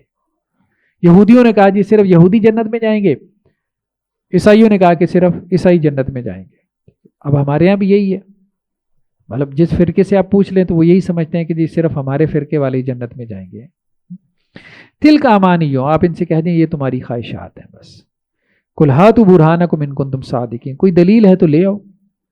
ہاں, جنت میں کون جائے گا, اللہ تعالیٰ نے پھر آگے بیان کر دیا, جس کے اندر یہ 2 کوالٹیز ہیں نا وہ جنت میں جائے گا. بلا من اسلم وجہہ للہ, جس نے اپنا چہرہ اللہ کے سامنے جھکا ہے. جیسے غلام جو ہے نا وہ اپنے مالک کے سامنے کھڑا ہوتا ہے ہاتھ باندھ کے, مجھے آواز لگائے اور بس میں لبیک کہوں. جس نے اپنا چہرہ اللہ کے سامنے جھکا ہے, اللہ کا فرما بردار, یا اللہ کوئی حکم ہے کریں. وہ محسن, اور دوسرا جو کام کر رہا ہے نا اچھے سے کر رہا ہے, سنت کے مطابق کر رہا ہے, اللہ اور اس کے رسول صلی اللہ علیہ وسلم کی اطاعت, کتاب اللہ سنت رسول, بس 2 چیزیں جو تمہیں جنت میں لے جائیں گی. اس کو فالو کرو, کافی ہے تمہارے لیے. باقی یہ ٹیگ ویگ جو ایفیلیشن, یہ نسبتیں بس انسان نے اپنی خوشی کے لیے جو ہے وہ رکھی ہوئی, سیدھی سی بات ہے. فَلَهُ أَجْرُهُ عِندَ رَبِّهِ, تو جو بندہ یہ 2 کام کرے گا اس کے لیے اس کے رب کے پاس اس کا اجر ہے. وَلَا خَوْفٌ عَلَيْهِمْ وَلَا هُمْ يَحْزَنُونَ, ان کے اوپر نہ کوئی خوف ہوگا نہ وہ غمگین ہوں گے. وَقَالَتِ الْيَهُودُ لَيْسَتِ النَّصَارَىٰ عَلَىٰ شَيْءٍ, یہودیوں نے کہا بھائی عیسائی تو کوئی چیز ہی نہیں ہے. وَقَالَتِ النَّصَارَىٰ لَيْسَتِ الْيَهُودُ عَلَىٰ شَيْءٍ, اور عیسائیوں نے کہا بھائی یہود جیسے ہمارے وہ بابے تو کوئی شے ہی نہیں. تو وہاں پہ بھی یہی تھا, یہ پرانے جملے, یہ قرآن کا یہ ترجمہ, کوئی بھی ترجمہ اٹھا کے دیکھ لیں. یہودی کہتے تھے عیسائی تو کوئی چیز ہی نہیں, عیسائی کہتے تھے یہودی کوئی شے نہیں, کوئی حقیقت نہیں کوئی. اصل میں تو ہم ہیں. وَهُمْ يَتْلُونَ الْكِتَابَ, اور دونوں ایک کتاب کی تلاوت کرتے ہیں, تورات کو یہود بھی مانتے ہیں, عیسائی بھی مانتے ہیں. كَذَلِكَ قَالَ الَّذِينَ لَا يَعْلَمُونَ مِثْلَ قَوْلِهِمْ, اسی طرح یہود و نصارہ کی طرح انہوں نے بھی کہا جن کے پاس کوئی علم نہیں تھا, یعنی وہ مشرک, وہ کہتے تھے تم دونوں آپس میں لڑ رہے ہو, تو اصل میں تو تم دونوں کی کوئی حقیقت نہیں, اصل میں تو ہم ہیں دین ابراہیمی پہ, یہ مکہ کے مشرک کہتے تھے. فاللہ یحکم بینہم یوم القیامہ, تو اللہ تعالیٰ کیا کہہ رہا ہے, اللہ تعالیٰ قیامت والے دن فیصلہ کرے گا. فیما کانوا فیہ یختلفون, تمہارے اختلافات, پھر اللہ تعالیٰ بتائے گا بھائی کون کیا تھا. اور اللہ تعالیٰ نے دیکھیں قرآن میں عمل, سیدھی سی بات ہے, عمل کے اوپر ابھار ہے.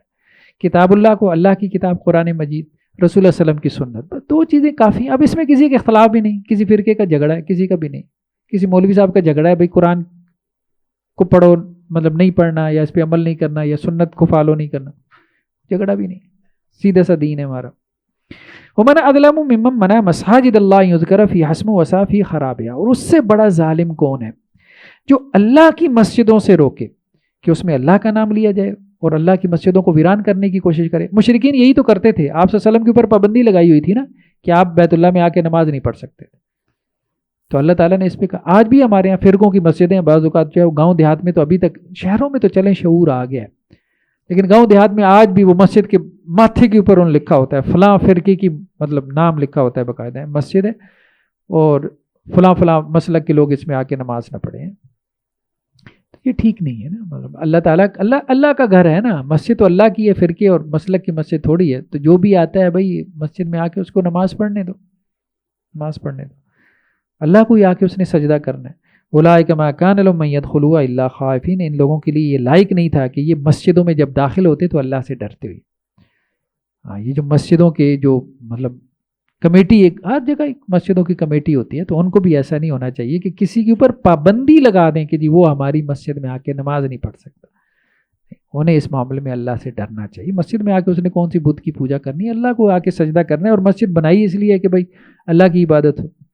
لہم فی الدنیا خزی ولہم فی الآخرۃ عذاب عظیم, تو جو لوگ مسجدوں کو ویران کرتے ہیں آباد کرنے کے بجائے، ویران کرتے ہیں یا ویران کرنے کا ذریعہ اور سبب بنتے ہیں، تو ان کے لیے دنیا میں رسوائی ہے، وَلَهُمْ فِي الْآخِرَةِ عَذَابٌ عَظِيمٌ، اور ان کے لیے آخرت میں بڑا عذاب ہے۔ وَلِلَّهِ الْمَشْرِقُ وَالْمَغْرِبُ، اور اللہ ہی کے لیے مشرق اور مغرب، فَإِنَّمَا تُوَلُّوا فَثَمَّ وَجْهُ اللَّهِ، جدھر بھی تم رخ کرو ادھر اللہ کی ذات ہے۔ یعنی بعض اوقات سفر میں ہوتا ہے نا، قبلہ معلوم نہیں تو چلو بھائی اب نہیں معلوم تو بس اپنی طرف سے ایک ڈائریکشن طے کر کے، تو اللہ تعالیٰ تو ہر جگہ موجود ہے۔ ان اللہ واسع علیم، بے شک اللہ تعالیٰ وسعت والا علم والا ہے۔ وقالوا اتخذ اللہ ولدا سبحانہ، اور انہوں نے کہا کہ اللہ نے بیٹا بنا لیا، نہیں، اللہ تعالیٰ اس سے پاک ہے، اللہ کا بیٹا نہیں ہو سکتا۔ کس نے کہا؟ عیسائیوں نے کہا، مطلب حضرت عیسیٰ علیہ السلام کو اللہ کا بیٹا بنا لیا ہے، وہ اللہ کے پیغمبر ہے، اللہ کے رسول ہے، اللہ کا کلمہ ہے۔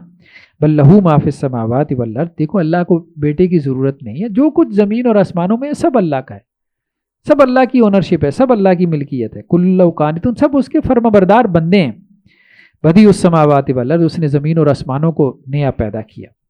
وَإِذَا قَضَىٰ أَمْرًا فَإِنَّمَا يَقُولُ لَهُ كُن فَيَكُونُ، جب وہ کسی کام کا ارادہ کرتا ہے تو کن کہتا ہے تو وہ کام ہو جاتا ہے۔ وَقَالَ الَّذِينَ لَا يَعْلَمُونَ لَوْلَا يُكَلِّمُنَا اللَّهُ وَتَأْتِينَا آیَةٌ، تو جن لوگوں کے پاس علم نہیں ہے تو وہ کیا کہتے ہیں، اللہ تعالیٰ ہم سے کلام کیوں نہیں کر لیتا، یا اللہ تعالیٰ جو ہے وہ ہمارے سامنے ہمیں کوئی معجزہ، کوئی نشانی دکھا دے نا جس کے بعد ہم ایمان لے آئیں۔ تو اس طرح کی آج بھی ایتھیسٹ جو خدا کو نہیں مانتے، منکرین خدا جنہیں کہتے ہیں، دہریے، وہ یہی باتیں کرتے ہیں، بھئی اللہ تعالیٰ دکھا دو، کوئی سامنے لے آؤ، اسی قسم کے شکوک و شبہات پیش کرتے ہیں۔ کذالک قال الذین من قبل مثل قولہم، تو اللہ تعالیٰ کہہ رہے ہیں کہ نئی بات نہیں ہے، پہلے لوگ بھی یہی کرتے تھے۔ تشابہت قلوبہم، ان کے دل آپس میں ملتے جلتے ہیں، مطلب ایک ہی جیسا خیال آتا ہے ان کو، کیونکہ شیطان کا وسوسہ ہے۔ قد بینا الآیات لقوم یوقنون، دیکھو اللہ کو جاننا چاہتے ہو، اللہ کے وجود کی دلیل چاہیے، ایگزسٹنس کی دلیل چاہیے، ہم نے بہت آیات واضح، بہت نشانیاں واضح کر دی ہیں ایسی قوم کے لیے جو یقین کرنا چاہے۔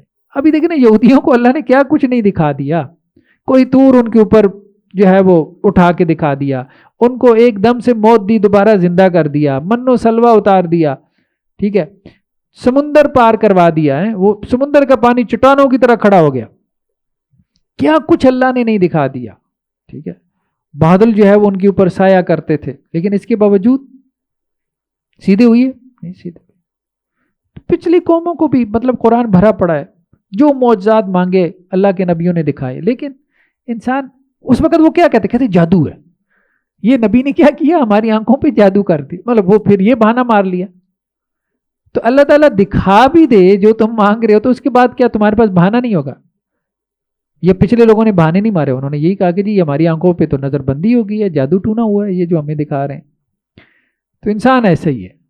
انا ارسلناک بالحق بشیرا ونذیرا، بے شک ہم نے آپ کو حق کے ساتھ بھیجا، آپ جنت کی خوشخبری دیتے ہیں، جہنم سے ڈراتے ہیں۔ ولا تسألوا عن اصحاب الجحیم، اے نبی صلی اللہ علیہ وسلم آپ سے نہیں پوچھا جائے گا جہنم والوں کے بارے میں کہ وہ جہنم میں کیوں گئے، آپ سے سوال نہیں ہوگا، وہ اپنے اعمال کی وجہ سے جا رہے ہیں۔ ولن ترضى عنك اليهود ولا النصارى حتى تتبع ملتهم، دیکھیں یہود و نصارہ آپ سے ہرگز راضی نہ ہوں گے یہاں تک کہ آپ ان کے دین کی پیروی کریں۔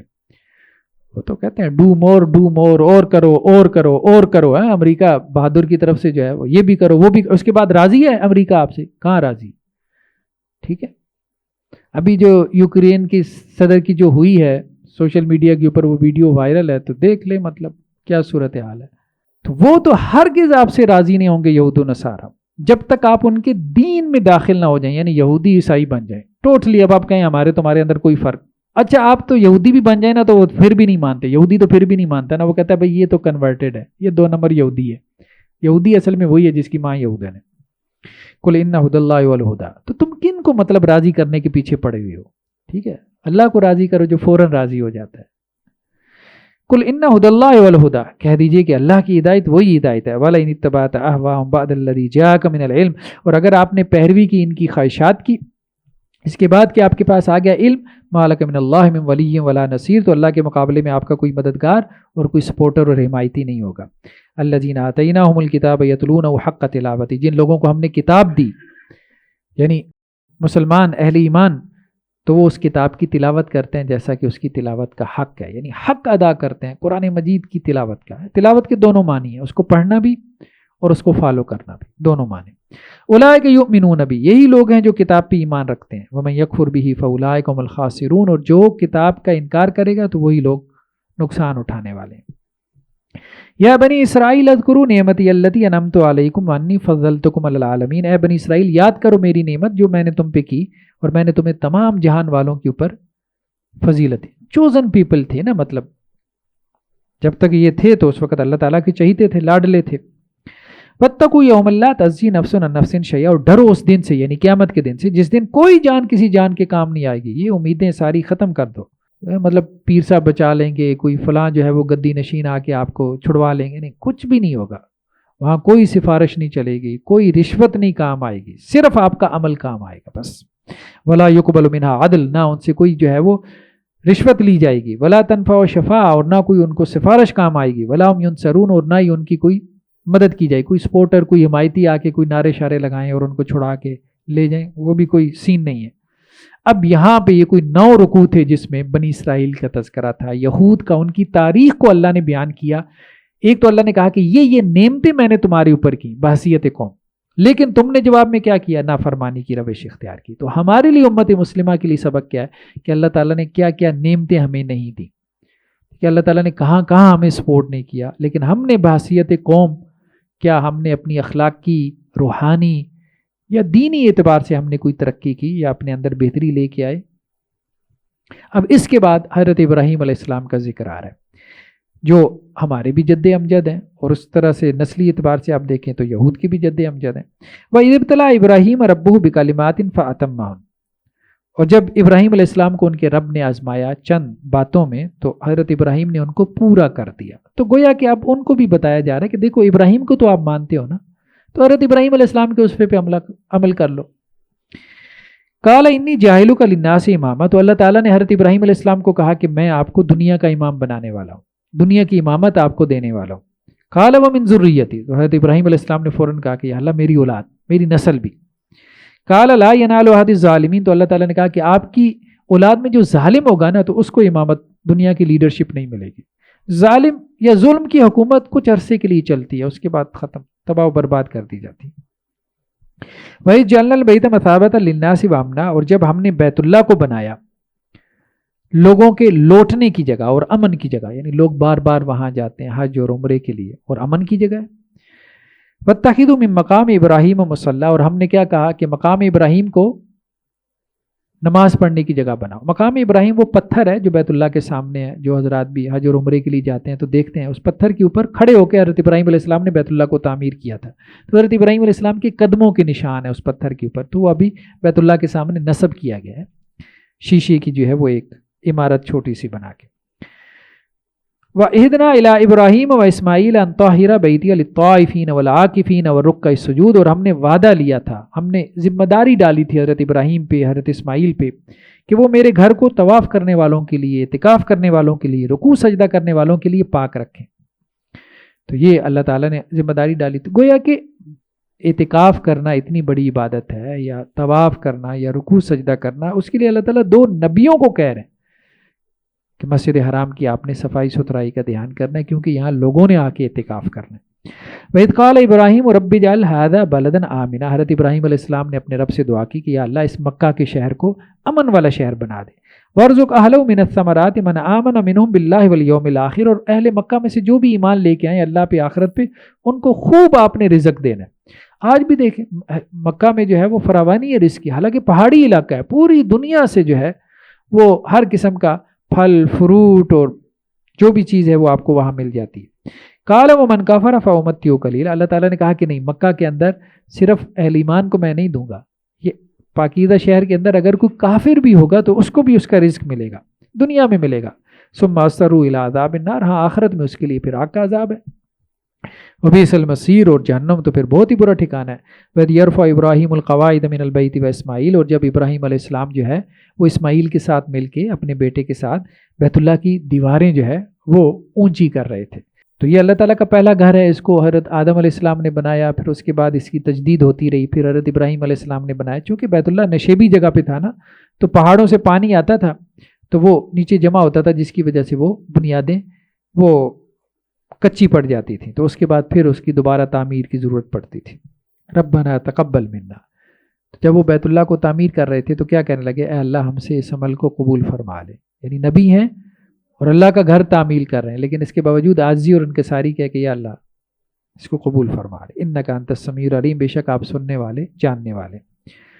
ربنا وجعلنا مسلمین لک ومن ذریتنا امۃ مسلمۃ لک، اے ہمارے رب ہم دونوں کو اپنا فرما بردار بنائے رکھ، یعنی باپ بیٹے دونوں نے دعا کی۔ ومن ذریت، ہماری اولاد کو بھی اپنا فرما بردار بنا، جب بھی آپ نے اولاد کے لیے دعا کرنی ہو تو بہترین دعا ہے۔ امت مسلمۃ لک، اور ہماری اولاد میں، ہماری آنے والی ذریت میں، نسل میں یا اللہ ایک پوری اپنی ایک فرما بردار امت پیدا کر۔ وارنا مناسکنا وتب علینا، ہمیں حج کے طور طریقے سکھا دے اور ہمارے اوپر رحمت سے رجوع فرما، انک انت التواب الرحیم، بے شک تو توبہ قبول کرنے والا رحم کرنے والا ہے۔ ربنا وبعث فیہم رسولا، یہ حضرت ابراہیم علیہ السلام کا زمانہ 4000 سال پہلے کا ہے، بعض نے کہا 4500 سال پہلے، یعنی 2000 قبل مسیح یا 2500 قبل مسیح۔ اس وقت انہوں نے دعا کی تھی نبی کریم صلی اللہ علیہ وسلم کے لیے، جب بیت اللہ کی تعمیر کر رہے تھے تو دعا کی کہ یا اللہ میری نسل میں ایک رسول بھیجنا۔ ربنا وبعث فیہم رسولا منہم، اے ہمارے رب ان میں ایک رسول بھیجنا، یتلو علیہم آیاتک، جو تیری آیات ان کو پڑھ کے سنائے، ویعلمہم الکتاب، اور ان کو تیری کتاب کی تعلیم دے۔ کتاب کیا ہے؟ قرآن مجید، ٹھیک ہے، اور آیات کیا ہیں؟ اسی قرآن کی آیات۔ والحکمت، اور ان کو حکمت کی باتیں سکھائے، ویزکیم، اور ان کا پھر تزکیہ کرے، ان کی پھر اصلاح کرے۔ تو اصلاح کا ذریعہ بھی سب سے بڑا قرآن، تو نبی کا کام ہی کیا ہوتا تھا؟ قرآن پڑھ پڑھ کے سنانا، قرآن کی تعلیم دینا۔ انک انت العزیز الحکیم، بے شک تو غالب حکمت والا ہے۔ تو اس لیے نبی کریم صلی اللہ علیہ وسلم نے فرمایا کہ میں اپنے باپ ابراہیم علیہ السلام کی دعا کا نتیجہ، انہوں نے دعا کی تو اللہ تعالیٰ نے مجھے مبعوث کیا۔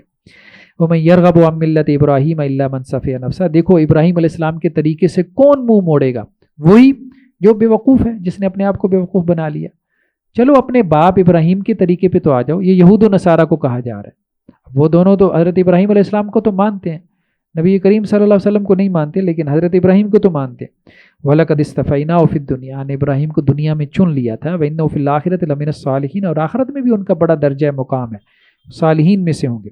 اِذْ قَالَ لَهُ رَبُّهُ أَسْلِمْ، جب ابراہیم علیہ السلام سے ان کے رب نے کہا کہ آپ فرما بردار ہو جائیں، قال اسلمت لرب العالمین، ان کا یا اللہ میں تو پہلے ہی فرما بردار ہوں، میں تو پہلے ہی جو ہے وہ کھڑا ہوں کہ میرے رب کی کب آواز آتی ہے۔ ووصى بها ابراہیم بنیہ و یعقوب، تو ابراہیم علیہ السلام نے اسی کی نصیحت کی اپنے بیٹوں کو اور یعقوب کو بھی، اللہ کی فرما برداری، جب اللہ کا حکم آئے بس سر تسلیم خم کر دو۔ یا بنی ان اللہ اصطفیٰ لکم الدین، تو حضرت ابراہیم علیہ السلام نے اور حضرت یعقوب نے اپنے بیٹوں سے کیا کہا؟ اے میرے بچوں، اللہ نے تمہارے لیے دین اسلام کو چن لیا، فلا تموتن الا وانتم مسلمون، اس حال میں مرنا کہ تم مسلمان ہو۔ ام کنتم شہداء اذ حضر یعقوب الموت، کیا تم حاضر تھے؟ اب یہود سے کہا جا رہا ہے، جب یعقوب علیہ السلام کو موت آئی، یہ سب حضرت یعقوب کی 12 بیٹے ہیں اصل میں یہود، تو ان کو کہا جا رہا ہے کہ تمہارے جد امجد یعقوب جو اللہ کے نبی تھے، جب وہ فوت ہوئے تو تمہیں پتہ ہے کہ وہ کیا نصیحت کر کے گئے تھے؟ اس قال لبنیہ ما تعبدون من بعدی، تو حضرت یعقوب جب فوت ہو رہے تھے تو انہوں نے اپنے بیٹوں کو 12 بیٹوں کو نصیحت کی، کیا کہا؟ میرے بعد کس کی عبادت کرو گے؟ پوچھا، قالوا نعبد الہک و الہ آبائک، تو انہوں نے کہا جی ہم آپ کے الہ کی، آپ کے باپ دادا کے الہ کی، ابراہیم و اسماعیل و اسحاق الہ واحدہ، ابراہیم اسماعیل اور اسحاق کے الہ کی عبادت کریں گے جو ایک ہی الہ تھا، ونحن لہ مسلمون، اور ہم اس کے فرما بردار رہیں گے۔ تلک امت قد خلت، دیکھو یہ ایک جماعت تھی گزر چکی، انبیاء کی جماعت، ابراہیم، یعقوب، اسحاق، اسماعیل، حضرت یوسف، یہ تمہارے نبی تھے، گزر گئے۔ لہا ما کسبت ولکم ما کسبتم، جو انہوں نے نیک عمل کیا اللہ کے ان کے بڑے درجات ہیں، تمہارے لیے کیا ہے؟ تمہارے لیے ان کا حصہ نہیں ہے، تمہارے لیے کیا ہے؟ جو تم نے عمل کیا۔ ولا تسألون عما كانوا يعملون، جو وہ عمل کرتے تھے تم سے ان کے بارے میں نہیں پوچھا جائے۔ ہمارے یہاں بھی یہی ہوتا ہے نا جی ہمارے آباء و اجداد اتنے نیک تھے، ہمارے سلف صالح، ہمارے فقہا، ہمارے بزرگ، ہمارے صوفیاء، ہمارے پیر صاحب اتنے تہجد گزار، مطلب ان کے واقعات سناتے رہے، تو اللہ تعالیٰ یہی تو کہہ رہے ہیں بھائی ٹھیک ہے نیک ہوں گے یا تھے، تو نیک تھے تو اللہ کے یہاں درجہ مل گیا ان کو، تو تمہیں تو ان کی نیکی کا درجہ نہیں ملے گا نا، تمہیں تو تمہارے جو اعمال ہیں وہ دیکھ کے تمہیں درجہ ملے گا۔ تم سے یہ نہیں پوچھا جائے گا کہ انہوں نے کتنی نیکیاں کی، تم سے یہ پوچھا جائے گا تم کتنی نیکیاں کر کے لائے ہو۔ تو یہ بہت اہم ہے، قرآن تو جھنجھوڑ کے رکھ دیتا ہے، ساری امیدیں ختم کرو، یہ تم نے فلاں کے ساتھ تعلق، فلاں کے ساتھ پیری مریدی، فلاں کے ساتھ بیعت، یہ کوئی کام آ جائے گی؟ کوئی نسبت کام نہیں آئے گی، کام ایک ہی چیز آئے گی، وہ آپ کا عمل ہے، نیک عمل۔ اس لیے قرآن میں بار بار جو ایمان لے کے آئے اور جنہوں نے نیک عمل کیے، جو ایمان لے کے آئے جنہوں نے عمل صالح کیے تو وہ نجات پا جائیں گے، وہ جنت میں جائیں گے. دو ہی کام ہے، ٹھیک ہے، ایمان ہے، نیک عمل ہے. وقالوا كونوا هودا او نصارى تهتدوا، تو ان لوگوں نے کیا کہا بھائی یہودی ہو جاؤ، نصرانی ہو جاؤ، تم ہدایت پا جاؤ گے. یعنی یہودیوں نے کہا بھائی یہودی بن جاؤ تو جنتی ہو، عیسائیوں نے کہا عیسائی بن جاؤ تو جنتی ہو.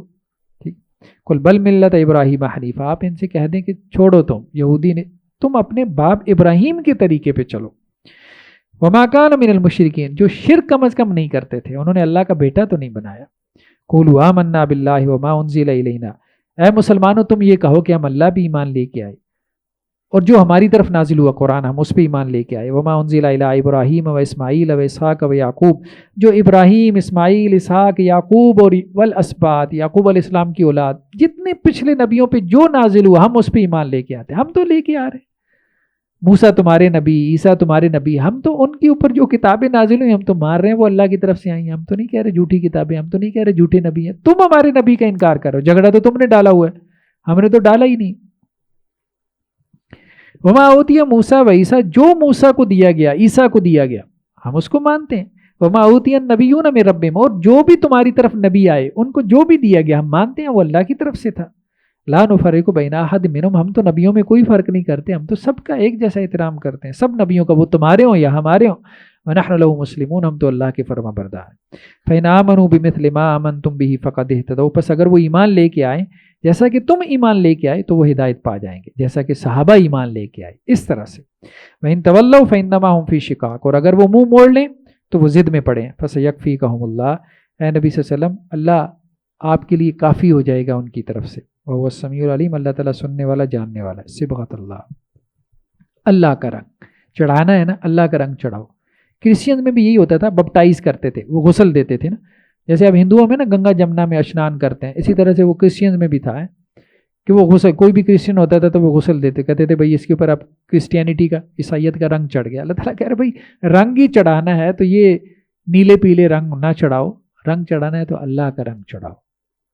اللہ کی فرما برداری کا رنگ تمہارے اوپر نظر آنا چاہیے کہ یہ اللہ کا بندہ ہے. ومن احسن من اللہ صبغا، اور اللہ کے رنگ سے بہتر کس کا رنگ ہو سکتا ہے. ونحن له عابدون، اور ہم اللہ کی عبادت کرنے والے ہیں. قل تحاجوننا فی اللہ وهو ربنا وربکم، کہہ دیجئے کیا تم ہم سے اللہ کے بارے میں جھگڑا کر رہے ہو؟ اللہ ہمارا بھی رب ہے، تمہارا بھی رب ہے، تم بھی اللہ کو مانتے ہو. دیکھیں نا دنیا میں جتنے بھی بڑے بڑے major religions of the world, جتنے بھی سب اللہ کو مانتے ہیں. نام مختلف رکھے ہیں، عیسائی بھی مانتے ہیں، یہودی بھی مانتے ہیں، سکھ بھی اللہ کو مانتا ہے، ہندو بھی اللہ کو مانتا ہے. بھائی تم بھی اللہ کو مان رہے ہو، ہم بھی مان رہے ہیں. وَلَنَا أَعْمَالُنَا وَلَكُمْ أَعْمَالُكُمْ، تو ہم تو تمہیں سیدھے راستے کی ہدایت دے رہے ہیں نا کہ اللہ کے ساتھ شرک نہ کرو، لیکن تم پھر بھی شرک کر رہے ہو تو اب ہم کیا کر سکتے ہیں؟ ہم تو تمہیں سمجھا ہی سکتے تھے، ہمارے لیے ہمارے اعمال، تمہارے لیے تمہارے اعمال. وَنَحْنُ لَهُ مُخْلِصُونَ، ہم تو اللہ کے لیے خالص ہیں، اس کے ساتھ شرک نہیں کرتے. ام تقولون ان ابراہیم و اسماعیل و اسحاق و یعقوب والاسباط کانوا ھودا و نصارا، کیا تم یہ کہتے ہو کہ ابراہیم، اسماعیل، اسحاق، یعقوب اور یعقوب کی جو اولاد تھی وہ یہودی اور نصرانی تھی؟ نہیں، وہ یہودی نصرانی نہیں تھی. یہ یہودی نصرانی تو بعد میں تم نے نام رکھ لیے نا، عیسائیت، یہودیت وغیرہ. یہ نبیوں کا دین کون سا دین تھا؟ دین اسلام تھا. حضرت موسیٰ علیہ السلام بھی مسلمان تھے، حضرت عیسیٰ بھی، تو اللہ تعالیٰ تو یہی بات کہہ رہا ہے، حضرت ابراہیم بھی مسلمان تھے، سارے نبیوں کا دین اسلام تھا. یہ تو تم نے خود ہی اپنے نام رکھ لیے. قل انتم اعلم ام اللہ، آپ ان سے کہہ دیں تم زیادہ جانتے ہو یا اللہ بہتر جانتا ہے. ومن اظلم ممن کتم شہادت عنده من اللہ، اور اس سے بڑا ظالم کون ہے کہ جس نے گواہی چھپائی وہ جو اس کے پاس اللہ کی طرف سے. اللہ کی طرف سے تمہارے پاس گواہی تھی، تورات تم پڑھتے تھے جس میں نبی کریم صلی اللہ علیہ وسلم کی نشانیاں تھیں. وما اللہ بغافل عما تعملون، جو تم عمل کرتے ہو اللہ تعالیٰ اس سے بے خبر نہیں ہے. تلک امۃ قد خلت، یہ ایک جماعت تھی گزر چکی، انبیاء کی جماعت تھی، تمہارے بڑے تھے، تم ان کی اولادوں میں سے ہو، سید زادے ہو، ٹھیک ہے، لیکن وہ گزر گئی. لہا ما کسبت، جو انہوں نے کمایا نا اللہ نے انہیں ان کا اجر دے دیا، درجات بھی دے دیے. وَلَكُمْ مَا كَسَبْتُمْ، تمہیں تمہارے اعمال کا اجر ملے گا، ان کے اعمال کا اجر نہیں ملے گا. وَلَا تُسْأَلُونَ عَمَّا كَانُوا يَعْمَلُونَ، جو وہ عمل کرتے تھے تم سے ان کے بارے میں سوال نہیں ہوگا، تم سے تمہارے اعمال کے بارے میں پوچھا جائے گا. صدق اللہ العظیم.